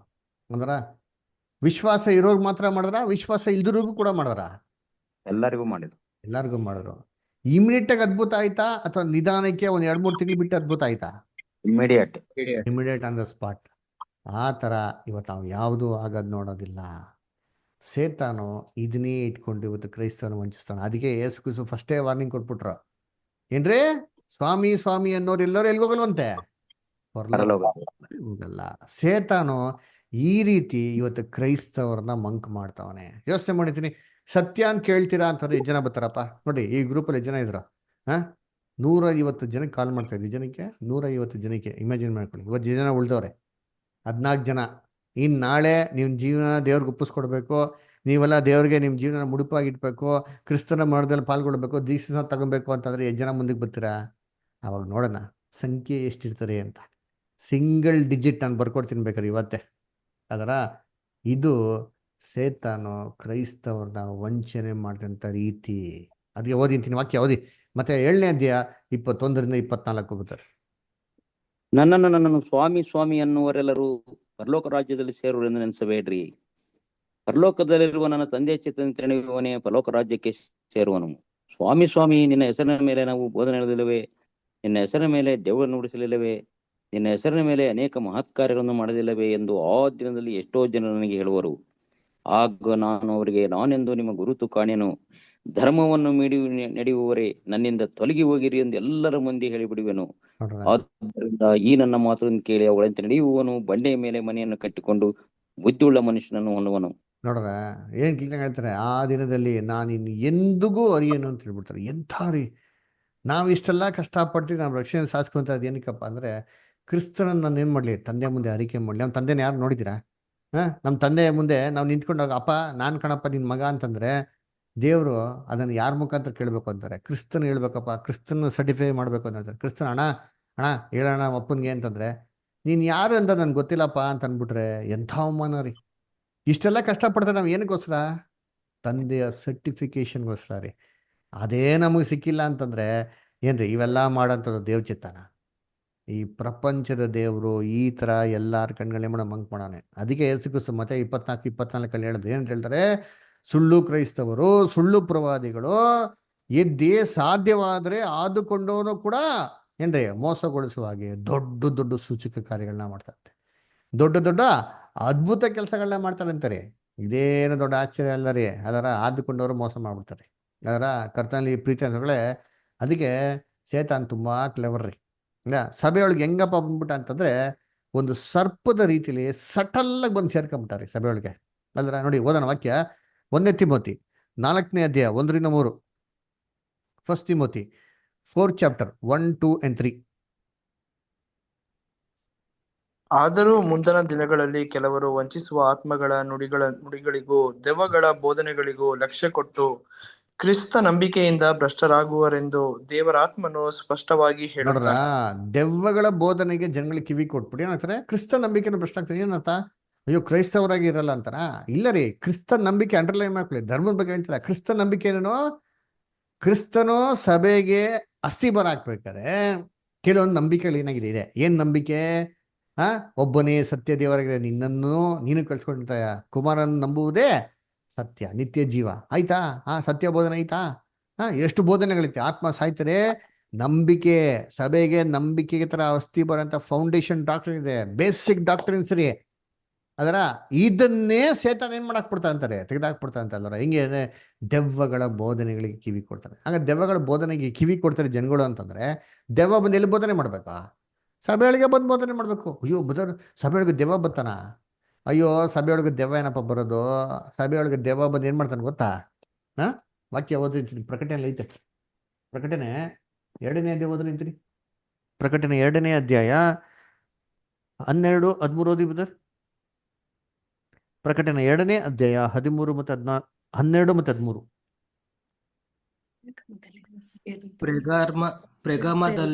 ಪೆರ್ಗಮದಲ್ಲಿರುವ ಸಭೆಯ ದೂತನಿಗೆ ಬರೆ. ಹದವಾದ ಇಬ್ಬಾಯಿ ಕತ್ತಿಯನ್ನು ಹಿಡಿದಾತನು ಹೇಳುವುದೇನೆಂದರೆ, ನೀನು ವಾಸ ಮಾಡುವ ಸ್ಥಳವನ್ನು ಬಲ್ಲೆನು, ಅದು ಸೈತಾನನ ಸಿಂಹಾಸನವಿರುವ ಸ್ಥಳವಾಗಿದೆ. ನೋಡ್ರ ಏನ್ ಹೇಳ್ತಾರೆ? ಪರಗಮ ಸಭೆಗೆ ಬರೆ ಅಂತ ಹೇಳ್ತಾರೆ. ಸಭೆ ಕ್ರಿಸ್ತನ ಇರೋಂಥ ಸಭೆ, ಆಲಯ, ದೇವರಾಲಯ, ಪರಿಶುದ್ಧ ಆಲಯ. ಅದಲ್ಲಿ ಅಂತ ಹೇಳಿದ್ರೆ ಸೇತಾನಿನ ಸಿಂಹಾಸನ. ಸೇತನ ಪಕ್ಕ ಸಿಂಹಾಸನ ಪಟ್ವಾಗಿ ಕೂತ್ಕೊಂಡ್ಬಿಟ್ಟವ್ರಿ. ಬಿಟ್ಟೇ ಹೋಗದ ರೀತಿಯಲ್ಲಿ ದುರ್ಬೋಧನೆಗಳ ಮುಖಾಂತರ ಕೂತ್ಕೊಂಡ್ಬಿಟ್ಟವನೇ. ಅಂದ್ರೆ ಅದಕ್ಕೆ ಹೇಳ್ತಾರೆ ಏನ್ರಿ, ಸೇತನನ ಬೋಧನೆಗಳಿಗೆ, ವಂಚಿಸುವ ಆತ್ಮಗಳಿಗೆ ಕಿವಿ ಕೊಡ್ತಾರ್ರಿ ಅಂತೀರಿ. ಅದ್ರ ಹಂಗಾರೆ ಇವನು ಎಲ್ಲಿ ಬಂದು ಬೋಧನೆ ಮಾಡ್ತಾನೆ, ಸಭೆಯಲ್ಲಿಗೆ ಬೋಧನೆ ಮಾಡ್ತಾನೆ ಅಂತ ಅರ್ಥ. ಏನು ಒಳ್ಳೆ ಬೋಧನೆ ಮಾಡ್ತಾನಾ? ಹೆಂಗ್ ಬೋಧನೆ ಮಾಡ್ತಾನಂದ್ರೆ ಒಳ್ಳೆ ಬೋಧನೆಗಳನ್ನೇ, ಅರೆ ಇದು ಸತ್ಯನಾಗಿರಲ್ಲ, ಇರಲ್ಲ. ಎಂಟರ್ಟೈನ್ಮೆಂಟ್ ಇರ್ತಾರೆ, ಆದ್ರೆ ಏನಿಲ್ಲ ಏನ್ರಿ ಪವಿತ್ರ ಆತ್ಮನ ಬಲ ಇರಲ್ಲ ರೀ ಅಲ್ಲ. ಕೇಳಕ್ಕೆ ಚೆನ್ನಾಗಿರ್ತದೆ ಅದರ, ಆದ್ರೆ ಅದರಲ್ಲಿ ಏನ್ರಿ ತತ್ವ ಅಂತ ಇರಲ್ಲ ಅದರ ಏನ್ರಿ. ಹೆಂಗೆ ಅಂದ್ರೆ ಅದು ಮ್ಯಾಂಗೋ ಜ್ಯೂಸು, ಆದ್ರೆ ಮ್ಯಾಂಗೋ ಜ್ಯೂಸಲ್ಲಿ ಇರ್ಬೇಕಾದಂತ ಸಫಿಷಿಯಂಟ್ ಆಗಿ ನ್ಯೂಟ್ರಿಷನ್ಸ್ ಏನಾಗಿರಲ್ಲ, ಇರಲ್ಲ ಅಷ್ಟೇ, ಇನ್ನೇನಿಲ್ಲ. ಸೇತನಿಗೆ ಗೊತ್ತಾಗ್ಬಿಟ್ಟ, ಇದನ್ನ ಜನಗಳಿಗೆ ಊದಿ ಊದಿ ಊದಿ ಎಲ್ಲ ಅರ್ಧ ಮಂಕ್ ಮಾಡ್ಬಿಟ್ಟನ್ರಿ. ಇವತ್ತೇನಾಗ್ಬಿಟ್ಟಂದ್ರೆ ನಮ್ಮೆಲ್ಲ ಕ್ರೈಸ್ತವರುಗಳು ಇದು ಕ್ಲೀನಾಗಿ ಫ್ಲಾಟ್ ಆಗ್ಬಿಟ್ಟವ್ರಿ ಅದರ. ಏನೋ ತೀಟೆ ಕಿವಿ ಉಳ್ಳವರು ಅದರ, ಬೈಬಲ್ ಹೇಳ್ತಲ್ಲ, ತೀಟೆ ಕಿವಿ ಉಳ್ಳವರು ತನ್ನ ದುರ್ಬೋಧನೆ, ತನ್ನ ದುರಾಶೆಗಳಿಗೆ ತಕ್ಕಂತೆ ಬೋಧಕರನ್ನ ಏನ್ ಮಾಡ್ತಂತೆ ನೇಮಿಸ್ಕೊಂತ ಬೈಬಲ್ ಹೇಳ್ತಾರಲ್ಲ. ಅದ್ರ ಅದೇನು ಅರ್ಥ ಅಂದ್ರೆ, ಒಳ್ಳೆ ಉಪದೇಶ ಕೇಳೋಂಥ ಜನಗಳಿಗೆ ಮನ್ಸಿಲ್ಲ ರೀ. ಅವ್ರಿಗೆ ಎಂಥ ಉಪದೇಶ ಬೇಕು ಅಂದ್ರೆ ತನ್ನ ಪಾಪಕ್ಕೆ ಅನುಗುಣವಾಗಿರೋಂಥ ಉಪದೇಶನ ಬೇಕ್ರಿ. ಅದಕ್ಕೆ ಅಂಥ ಉಪದೇಶಕರನ್ನ ಇವತ್ತೆಲ್ಲ ಸೇರಿಸಿಟ್ಕೊಂಡ್ಬಿಟ್ಟಿರ್ತೀನಿ. ಅದಕ್ಕೆ ಯೇಸು ಹೇಳೋದು, ಮನುಷ್ಯ ಕುಮಾರನಿಗೆ ತಲೆ ಇಡಿಸ್ ಜಾಗ ಇಲ್ಲ. ನರಿಗಳಿಗೆ ಗುದ್ದುಗಳಿದೆ, ಆಕಾಶ ಪಕ್ಷಿಗಳ ಜಾಗ ಐತೆ ಅದರ. ಆಕಾಶ ಪಕ್ಷಿ ಸೇತಾನಿಗೆ ಸಭೆಯಲ್ಲಿ ಜಾಗ ಐತ್ರಿ ಅದರ. ನರಿಗಳ ಅವಕಾಶ ಐತೆ, ದೇವ್ರ ಮಕ್ಳಿಗೆ ಅವಕಾಶ ಕೊಡ್ತಾರೆ. ಸತ್ಯ ಹೇಳ್ತೀರಿ, ಸತ್ಯನ ಧೈರ್ಯವಾಗಿ ಯಾವ ಥರ ಇರಬೇಕು ಕ್ರೈಸ್ತನ ಜೀವಿತದಲ್ಲಿ ಅಂತ ಹೇಳ್ಕೊಡ್ತೀನಿ ಅಂದರೆ ಕೇಳ್ತಾರಾ? ಅವನ ಕರಿಲೇ ಬೇಡ ಫಸ್ಟ್ ಆಫ್ ಆಲ್ ಅಂದ್ಬಿಡ್ತಾರೆ ಅಲ್ಲ. ಅವನ್ನ ಫಸ್ಟ್ ಟೈಮ್ ಮಾಡೋದು ಸಭೆನೇ ಮಾಡೋದು, ಹೊರಗಡೆ ಹಾಕ್ಬಿಡೋದು. ದೇವರು ಇದನ್ನ ಅನುಮತಿ ಮಾಡ್ತಾರೆ. ಸೇತಾನು ಈ ಥರ ಕೆಲಸ ಮಾಡಿ ಅಂತ ದೇವ್ರೇನ್ ಮಾಡ್ತಾರೆ, ಇದನ್ನ ಅನುಮತಿ ಮಾಡ್ತಾರೆ. ಯಾಕಪ್ಪ ನೀವು ಮಾಡ್ತಾರೆ? ಯಾಕೆ ಗೊತ್ತಾ? ಅವ್ರಿಗೆ ಸತ್ಯದ ಮೇಲೆ ಏನಿಲ್ಲ, ಪ್ರೀತಿ ಇಲ್ಲ. ಸತ್ಯ ಮೇಲೆ ಪ್ರೀತಿ ಇಲ್ದರ ದೇವರು ದುಷ್ಟ ಬೋಧನೆಗಳನ್ನ, ದುರ್ಬೋಧನೆ ಕೇಳಲಿ ಅಂದ್ಬಿಟ್ಟೆ ದೇವ್ರೇನ್ ಮಾಡ್ತಾರೆ, ಅನುಮತಿ ಮಾಡ್ತಾರಂತೆ. ನೋಡಿ ವಾಕ್ಯ ಓದೋಣ. 2 ಥೆಸಲೋನಿಕ 2ನೇ ಅಧ್ಯಾಯ 9ರಿಂದ 12. 2 ಥೆಸಲೋನಿಯನ್ 2nd chapter 9 to 12 ಓದಿ. 2 Thessalonians 2nd chapter 9 to 12. ಆ ಅಧರ್ಮ ಸ್ವರೂಪನ ಪ್ರತ್ಯಕ್ಷತೆಯು ಸೈತಾನನ ಮಾಟಕ್ಕನುಗುಣವಾಗಿರುವುದು. ಅದು ಮೋಸಗೊಳಿಸುವ ಸಕಲ ವಿಧವಾದ ಮಹತ್ಕಾರ್ಯ, ಸೂಚಕ ಕಾರ್ಯ, ಅದ್ಭುತ ಕಾರ್ಯ ಇವುಗಳಿಂದಲೂ ದುರ್ನೀತಿಯ ಎಲ್ಲಾ ವಂಚನೆಯಿಂದಲೂ ಕೂಡಿ ನಾಶನ ಇರುವವರಿಗೋಸ್ಕರ ಸಂಭವಿಸುವುದು. ನೋಡ್ರ ಏನಂತೆ, ಸಕಲ ದುರ್ನೀತಿ, ಸಕಲ ವಂಚನೆಗಳಿಂದ ಕೂಡಿರ್ತೀರಿ. ಯಾರಿಗಿದು? ಯಾರಿಗಂತೆ? ನಾಶನದ ಮಾರ್ಗದಲ್ಲಿರೋರು, ನಿತ್ಯ ಜೀವ ಇಕ್ಕಟ್ಟದ ಮಾರ್ಗದಲ್ಲಿರೋರಿಗಲ್ಲ. ಅವ್ರು ತಿಳ್ಕೊಂಬಿಟ್ಟಾರೆ ಇಕ್ಕಟ್ಟದ ಮಾರ್ಗ ಹೋಗ್ತಾ ಇದ್ದೀನಿ ಅಂತ. ಆಕ್ಚುಲಿ ಇದು ಎಂಥ ಮಾರ್ಗ ಅಂತೆ? ನಾಶನದ ಮಾರ್ಗ ಅಂತೆ. ನೆಕ್ಸ್ಟ್ ಬದರ್ ಆಮೇಲೆ, ಅವರು ಸತ್ಯದ ಮೇಲೆ ಪ್ರೀತಿಯನ್ನಿಡದ ಕಾರಣದಿಂದ ರಕ್ಷಣೆಯನ್ನು ಹೊಂದದೆ ನಾಶವಾಗುತ್ತಾರೆ. ನೋಡ್ರ ಏನಕ್ಕೆ ದೇವರಿಂದ ಬಿಡ್ತಾರೆ ಇವಾಗ? ಸತ್ಯದ ಮೇಲೆ ಪ್ರೀತಿ ಇಲ್ಲ ರೀ ಅಲ್ಲರ. ರಕ್ಷಣೆ ಹೊಂದಬೇಕು ಅಂತೆಲ್ಲ ಬಂದಿಲ್ಲ, ಸುಮ್ಮನೆ ಬರಬೇಕು, ದೇವರಿಂದ ಎಲ್ಲ ಆಶೀರ್ವಾದ ಹೊಂದಬೇಕು ಅಂತ. ಪರಲೋಕ ರಕ್ಷಣೆ ಸೀಜಿನ ನೆಕ್ಸ್ಟ್ ವೀಕ್ ನೋಡೋಣ. ಪರಲೋಕ ರಕ್ಷಣೆಗೆ ಹೋಗ್ಬೇಕಾದ್ರೆ ಹೆಂಗೆ ಹೋಗ್ಬೇಕು ಅಂತ ಅದರ ಒಂದು ಸಬ್ಜೆಕ್ಟ್ ಇದೆ, ನೋಡೋಣ. ಅದರ ಎಷ್ಟು ಕ್ಲೀನಾಗಿ ಹೇಳ್ತಾರೆ ನೋಡ್ತೀನಿ ಅದರ. ಆಮೇಲೆ ನೆಕ್ಸ್ಟ್ ಕಂಟಿನ್ಯೂ. ಅದೇ ಕಾರಣದಿಂದ ದೇವರು ಅಸತ್ಯ ನಡೆಸುವ ಭ್ರಮೆಯನ್ನು ಅವರಿಗೆ ಕಳುಹಿಸಿ ಆ ಸುಳ್ಳನ್ನು ನಂಬುವುದಕ್ಕೆ ಅವರನ್ನು ಬಿಡುತ್ತಾನೆ. ನೋಡ್ರ, ದೇವರೇ ಕಳಿಸಂತೆ ಭ್ರಮೆನ. ಸುಳ್ಳು ನಂಬ್ತಾರ, ಸುಳ್ಳು ಮೇಲೆ ಆಸೆ ಇದೆಯಾ, ನಂಬ್ರಪ್ಪ ಅಂದೆ ಅಂದ್ಬಿಟ್ಟು ದೇವರು ಭ್ರಮೆನ ಕಳಿಸ್ತಾರಂತೆ. ನೋಡ್ರ, ಯಾಕೆ? ಸುಳ್ಳನ್ನು ನಂಬಬೇಕು ಅಂದ್ಬಿಟ್ಟು. ಕರ್ತನಲ್ಲಿ ಪ್ರೀತಿಗಳೇ ಇದನ್ನ ದೇವರೇ ಅನುಮತಿ ಕೊಡ್ತಾರೆ. ಅದಕ್ಕೆ ಬೈಬಲ್ ಹೇಳೋದು ಹೆಂಗ್ ಗೊತ್ತಾ ಹೇಳ್ತಾರೆ, ಈ ಪ್ರಪಂಚದ ದೇವರು ಅದರ ಏನ್ ಮಾಡಂತೆ, ನಂಬಿಕೆ ಎಲ್ಲರ ಕಣ್ಗಳ ಆಕಾಶದಲ್ಲಿ ನಿಂದ್ರ ಆಡಳಿತ ಅಂತ ಅಧಿಪತಿ. ಓದಿತೀನಿ ಎಫಿಷಿಯನ್ಸ್ 2:2 ಓದ್ರಿ. ಎಫೆಸರು 2:2.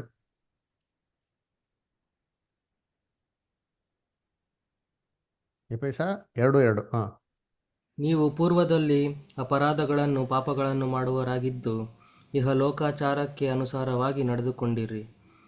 ವಾಯುಮಂಡಲದಲ್ಲಿ ಅಧಿಕಾರ ನಡೆಸುವ ಅಧಿಪತಿಗೆ, ಅಂದರೆ ನಂಬಲೊಲ್ಲದವರನ್ನು ಅವಿಧೇಯತೆಗೆ ಈಗ ಪ್ರೇರೇಪಿಸುವ ಆತ್ಮನಿಗೆ ಅನುಸಾರವಾಗಿ ನಡೆದುಕೊಂಡಿರಿ. ನೋಡ್ರ ಏನ್ರೆ ಏನಪ್ಪಾ ಅಂದ್ರೆ ಈ ಲೋಕದ ಒಂದು ಆತ್ಮಕ್ಕೆ ಸರಿಯಾಗಿ ನಡ್ಕೊಂಡ್ರಿ, ಅವಿಧೇಯನಾಗಿ ಅದರ ಈ ಲೋಕದ ಆತ್ಮಕ್ಕೆ ಸರಿಯಾಗಿ ಮಾಡ್ಕೊಂಡು ನಾವು ನಡ್ಕೊಂಡಿದ್ರಿ ಅಂತ ಹೇಳ್ತಾರೆ ಅಲ್ಲರ. ಅದಕ್ಕೆ ಕರ್ತನಲ್ಲಿ ಪ್ರೀತಿಯಾದ ಸರಸಗಳೇ 2ನೇ ಥೆಸಲೋನಿಕ ಓದ್ರಿ. 2ನೇ ಥೆಸಲೋನಿಕ 2ನೇ ಅಧ್ಯಾಯ 25-26.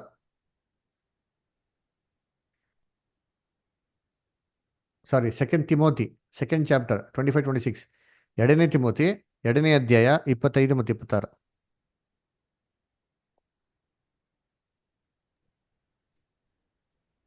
ಎದುರಿಸುವವರನ್ನು ನಿಧಾನದಿಂದ ತಿದ್ದುವವನು ಆಗಿರಬೇಕು. ಹ್ಮ್ ಒಂದು ವೇಳೆ ದೇವರು ಆ ಎದುರಿಸುವವರ ಮನಸ್ಸನ್ನು ತನ್ನ ಕಡೆಗೆ ತಿರುಗಿಸಿ ಸತ್ಯದ ಜ್ಞಾನವನ್ನು ಅವರಿಗೆ ಕೊಟ್ಟಾನು, ಹ್ಮ್ ಸೈತಾನನ ಉರ್ಲಿಗೆ ಬಿದ್ದವರಾದ ಇವರು ಒಂದು ವೇಳೆ ತಪ್ಪಿಸಿಕೊಂಡು ದೇವರ ಚಿತ್ತವನ್ನು ಅನುಸರಿಸುವುದಕ್ಕೆ ಸ್ವಸ್ಥಚಿತ್ತರಾದರು ನೋಡ್ರ, ಆದರು. ಒಂದು ವೇಳೆ ಏನ್ರಿ ಅವರು ಸತ್ಯಕ್ಕೆ ಬಂದರೂ ಬರ್ಬೋದು ಅಂತ ಹೇಳ್ತಾರೆ. ಅದರ ಆ ರೀತಿ ಲೋಕನೇ ಮಾಡ ವಂಚನೆ ಮಾಡೋನು. ಇಸ್ರೇಲ್ ಜನಗಳು ಏನ್ ಮಾಡ್ದ? ಕರ್ತನ್ನೇ ಕಳ್ಸ್ಕೊಟ್ರು. ಕ್ರಿಸ್ತನ್ನ ನೋಡಿದ್ರು ಸರಿ ಇವರು ಕ್ರಿಸ್ತನ ಅಂತಂದ್ಬಿಟ್ಟು ಅಂಗೀಕಾರ ಮಾಡ್ಲಾರಿ. ಆ ಥರ ಏನ್ ಮಾಡ್ಬಿಟ್ಟ ಅಂತಂದ್ರೆ ಅವ್ರ ಕಣ್ಣನ್ನೇ ಮಾಡ್ದ, ಮಂಕ್ ಮಾಡ್ಬಿಟ್ಟ. ಅದರ ಕರ್ತನಲ್ಲಿ ಪ್ರೀತಿ ಅಂತ ಸ್ವರಗಳೇ, ಅದಕ್ಕೆ ನೋಡ್ಬೇಕಾದ್ರೆ ಕರ್ತನಲ್ಲಿ ಪ್ರೀತಿ ಅಂತ ಸ್ವರಗಳೇ ಏನ್ರಿ ಇವತ್ತು ನಮ್ಮನ್ನ ಯಾವ ಥರಪ್ಪ ವಂಚಿಸ್ತಾರೆ ಅಂತಂದ್ರೆ, ಕ್ರಿಸ್ತನ ಮಾರ್ಗದಲ್ಲಿ ನಡೀತೀರಾ, ಶಿಲುಬೆ ಎತ್ಕೊಂಡು ಹೋಗ್ದಿರೋ ರೀತಿಲಿ ನಮ್ಮನ್ನೇನು ಮಾಡ್ತಾರೆ? ವಂಚಿಸ್ತಾರೆ. ಹೆಂಗೆ? ಶಿಲುಬೆ ಎತ್ಕೊಂಡು ಹೋಗ್ತಾ ಇದ್ದೀರಿ ಅಂತಂದ್ಬಿಟ್ಟು ಭಾವನೆ ಬರೋ ರೀತಿಯಲ್ಲಿ ನಿಜವಾದ ಕಾನ್ಸೆಪ್ಟ್ನ ಬಿಟ್ಬಿಟ್ಟು, ಕ್ರಿಸ್ತನ ಹಿಂದೆ ನಡೆಯೋಂಥ ಕಾನ್ಸೆಪ್ಟ್ನ ಬಿಟ್ಬಿಟ್ಟು ಬೇರೆ ಬೇರೆ ರೀತಿಲಿ ಕ್ರಿಸ್ತನ ಹಿಂಬಾಲಿಸೋದ್ರ ಥರ ಐಡಿಯಾಗಳೇನು ಮಾಡ್ತಾನೆ ಕೊಡ್ತಾನೆ. ಯಾವ ಥರ?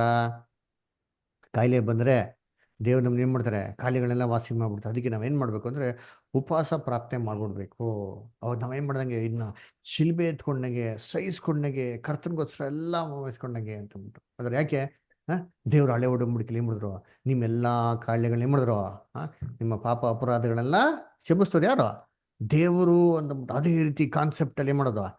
ತಂದ್ಬಿಡೋದು. ಅದರ ಓದಿ ಕೀರ್ತನೆ 103 ಕೀರ್ತನೆ 103ನೇ ಅಧ್ಯಾಯ 3ನೇ ವಾಕ್ಯ ಬರ್ತಾರೆ. ಆತನು ನಿನ್ನ ಎಲ್ಲಾ ಅಪರಾಧಗಳನ್ನು ಕ್ಷಮಿಸುವವನು, ಸಮಸ್ತ ರೋಗಗಳನ್ನು ವಾಸಿ ಮಾಡುವವನು, ನಿನ್ನ ಜೀವವನ್ನು ನಾಶನದಿಂದ ತಪ್ಪಿಸುವವನು, ಪ್ರೀತಿ ಕೃಪೆಗಳೆಂಬ ಕಿರೀಟದಿಂದ ನಿನ್ನ ಶೃಂಗರಿಸುವವನು ಆಗಿದ್ದಾನೆ. ನೋಡ್ರ, ಅದಕ್ಕೆ ನಮ್ಗೆ ದೇವ್ರ ಮಕ್ಳಿಗೆ ಏನೂ ಕಾಯಿಲೆ ಬರ್ಬಾರ್ದು. ಕಾಯಿಲೆ ಬಂದ್ಬಿಟ್ರೆ ದೇವ್ರೇನೋ ನಮಗೆ ಕೋಪ ಬಂದ್ಬಿಟ್ಟವ್ರೆ ಅಂತ ಅಂದ್ಬಿಟ್ಟು ಅಲ್ಲರ ನಮ್ಗೆ ಕಾಯಿಲೆನೇ ಬರಲ್ಲ. ಎಲ್ಲ ಕಾಯಿಲೆ ಬದನೆ ಅನ್ಸುತ್ತೋಗ್ಬಿಡ್ತೀರಾ? ಯೋಚನೆ ಮಾಡ್ರಿ. ದೇವ್ರ ಮಕ್ಳಿಗೆ ಕಾಯಿಲೆ ಇರಬೇಕೋ ಬೇಡವಾ ಅಂತಂದ್ರೆ ಈ ಎಕ್ಸ್ಪೀರಿಯನ್ಸ್ ದೇವ್ರ ಮಕ್ಳಿಗೆ ಅವ್ರ ಜೀವಿತದಲ್ಲಿ ದೇವ್ರು ಬಿಡ್ತಾರ್ರಿ. ಅದರ sickness is always not the disfavour of God. ಅರ್ಥ ಮಾಡ್ಕೊಳ್ರಿ. ದೇವರು ಲೋಕದವ್ರನ್ನ ಅರ್ಥ ಮಾಡ್ಕೊಳಕ್ಕೋಸ್ಕರ ಅದೇ ಥರ ಅನುಭವಗಳನ್ನ ನಮ್ಮ ಜೀವಿತದಲ್ಲಿ ಏನು ಮಾಡ್ತಾರೆ? ಪರ್ಮಿಟ್ ಮಾಡ್ತಾರೆ. ನಾವು ಮತ್ತೊಬ್ಬರ ಕಷ್ಟ ಸಂಕಟಗಳನ್ನ ಅರ್ಥ ಮಾಡಿಕೊಂಡು ಕರುಣೆ ಉಳ್ಳಂಥ ಯಾಜಕರಾಗಿರ್ಲಿ ಅಂತ ದೇವ್ರು ನಮ್ಗೆ ಅನುಮತಿ ಕೊಡ್ತಾರೆ. ಅದರ ಓದಿ ಹಿಬ್ರಿಯರ್ ಬಂದ ಪತ್ರಿಕೆ 4ನೇ ಅಧ್ಯಾಯ 15 ಮತ್ತು 16. ಹೀಬ್ರೂಸ್ 4th chapter 15 and 16 ಓದ್ರಿ. ಯಾಕೆಂದರೆ ನಮಗಿರುವ ಮಹಾಯಾಜಕನು ನಮ್ಮ ನಿರ್ಬಲಾವಸ್ಥೆಯನ್ನು ಕುರಿತು ಅನುತಾಪವಿಲ್ಲದವನಲ್ಲ. ಆತನು ಸರ್ವ ವಿಷಯಗಳಲ್ಲಿ ನಮ್ಮ ಹಾಗೆ ಶೋಧನೆಗೆ ಗುರಿಯಾದನು, ಪಾಪ ಮಾತ್ರ ಮಾಡಲಿಲ್ಲ. ಆದದರಿಂದ ನಾವು ಕರುಣೆಯನ್ನು ಹೊಂದುವಂತೆಯೂ ಆತನ ದಯೆಯಿಂದ ಸಮಯೋಚಿತವಾದ ಸಹಾಯವು ನಮಗೆ ದೊರೆಯುವಂತೆಯೂ ಧೈರ್ಯದಿಂದ ಕೃಪಾಸನದ ಮುಂದೆ ಬರೋಣ. ನೋಡ್ರ, ಅದು ನೋಡ್ಬೇಕಾರೆ ಏನ್ರಿ ಹೆಂಗಿರ್ಬೇಕಂತೆ? ಕರುಣೆ ಉಳ್ಳಂಥ ಮಹಾಯಾಜಕ. ನಮಗೆ ಬೇರೆಯವ್ರ ಮೇಲೆ ಕರುಣೆ ಬರಬೇಕು ಅಂದ್ರೆ ನಮ್ಗೆ ಹೆಂಗೆ ಕರುಣೆ ಬರ್ತದೆ? ಆ ಥರ ಅನುಭವ ನಾವು ಪಟ್ರೆ ನಮ್ಗೇನಾಗುತ್ತೆ? ಬೇರೆ ಅಂದ್ಬಿಟ್ಟು ಅಯ್ಯೋ ಪಾಪ ಅಯ್ಯೋ ಅಂತ ಅನ್ಸ್ಬಿಟ್ಟು ಅಲ್ವರ. ಯಾಕೆ ನಮಗೆ ಅಯ್ಯೋ ಅಂತ ಅನ್ಸ್ಬೇಕ್ರಿ? ಇವಾಗ ಯೇಸು ಕ್ರಿಸ್ತನಿಗೆ ಅಯ್ಯೋ ಅಂತ ಅನಿಸ್ತಾ ಇತ್ತು. ಅವ್ರು ನ್ಯಾಚುರಲ್ ಫೀಲಿಂಗ್ ರೀ. ಒಬ್ಬ ರಕ್ತ ಕುಸುಮ ರೋಗ ಇರೋಂಥ ಸ್ತ್ರೀ ಅವ್ರ ಸರಿಗನ್ ಮುಡ್ತಾರೆ ನೋಡ್ತೀನಿ. ಅದರ ಹಿಂದೆ ಬಂದ್ಬಿಟ್ಟು ನೆರಿಗೆನ ಮುಡ್ತಾರೆ. ಮುಡಿಗೆ ಕಾಲೇ ವಾಸಿ ಆಗ್ಬಿಡ್ತಾರೆ. ಎಲ್ಲರೂ ನೋಡಿ ಶಿಷ್ಯಗಳು ಹೋಗಿ ಹೋಗಿ ದೂರ ದೂರ ಏನು ನಿಮ್ಮ ಅಮ್ಮ ಮುಡ್ತೈತೆ ಅಂತ ಹೇಳಿದ್ರು. ಆದರೆ ಯೇಸು ಕ್ರಿಸ್ತ ಏನು ಮಾಡಿದ್ರು? ಎದ್ರುಬೇಡ ಮಗಳೇ, ಏನಾಯ್ತು? ಎದ್ರುಬೇಡ, ನಿನ್ನ ನಂಬಿಕೆ ನೀನು ಸ್ವಸ್ಥಪಡಿಸಿದೆ, ಹೋಗ್ಲು ಮೂಲ. ಯಾಕೆ? ಅವ್ರು ಅರ್ಥ ಮಾಡ್ಕೊಂಡ್ರಿ. ಅವ್ರಿಗೆ ಅದೇ ಅನುಭವ ಬೇಕು ಅಂತಿರ್ಲ ರೀ. ಅವರು ಏನ್ರಿ ಪರಲೋಕದಿಂದ ಬಂದವ್ರಿ. ನಾವಲ್ಲಿ ಏನ್ರಿ ಪಾಪಿಗಳ್ರಿ. ನಮ್ಗೇನು ಬೇಕು? ಎಕ್ಸ್ಪೀರಿಯನ್ಸ್ ಬೇಕು. ನಾವು ಆ ಥರ ಕರುಣೆ ಉಳ್ಳಂತ ಯಾಜಕರಾಗಬೇಕು. ನಮ್ಗೆ ಆ ಥರ ಅನುಭವ ಏನಕ್ಕೆ ಬೇಕು? ಅದಕ್ಕೆ ಇದರಲ್ಲೆಲ್ಲ little of common sense use ಮಾಡ್ಬೇಕ್ರಿ. ನಮಗೇನೋ ಕಾಯಿಲೆ ಬಂತು ಅಂತಂದರೆ ನಾವು ಹೋಗಿ ಡಾಕ್ಟರ್ ತಗೋಗ್ಬಿಟ್ಟು ಚಿಕಿತ್ಸೆಗಳೇ ಮಾಡಿ ತೊಗೊಬೇಕು. ಅದೇ ರೀತಿ ಅದರಲ್ಲಿ ಕಲಿಬೇಕಂತ ಅನುಭವಗಳಿಂದ ಪಾಠಗಳನ್ನೇ ಮಾಡೋಣ, ಕಲಿಬೇಕು. ಚೆನ್ನಾಗಿ ಅರ್ಥ ಮಾಡ್ಕೋಬೇಕು. ನೂತನ ಸೃಷ್ಟಿ ಹೇಳಿದೆ, ಹಳೆ ಸೃಷ್ಟಿ ಒಳಗಡೆ ಇದೆ. ನಮ್ಗೇನೇ ಮಾಡಿದ್ರು ಹಳೆ ಸೃಷ್ಟಿ ಮುಖಾಂತರ ದೇವ್ರು ಒಳ್ಳೇದು ಮಾಡೋದು ಹೊರತು ನೂತನ ಸೃಷ್ಟಿಗೆ ಡೈರೆಕ್ಟಾಗಿ ನೂತನ ಸೃಷ್ಟಿಗೆ ಏನು ಮಾಡೋಕ್ಕೋಗಲ್ಲ.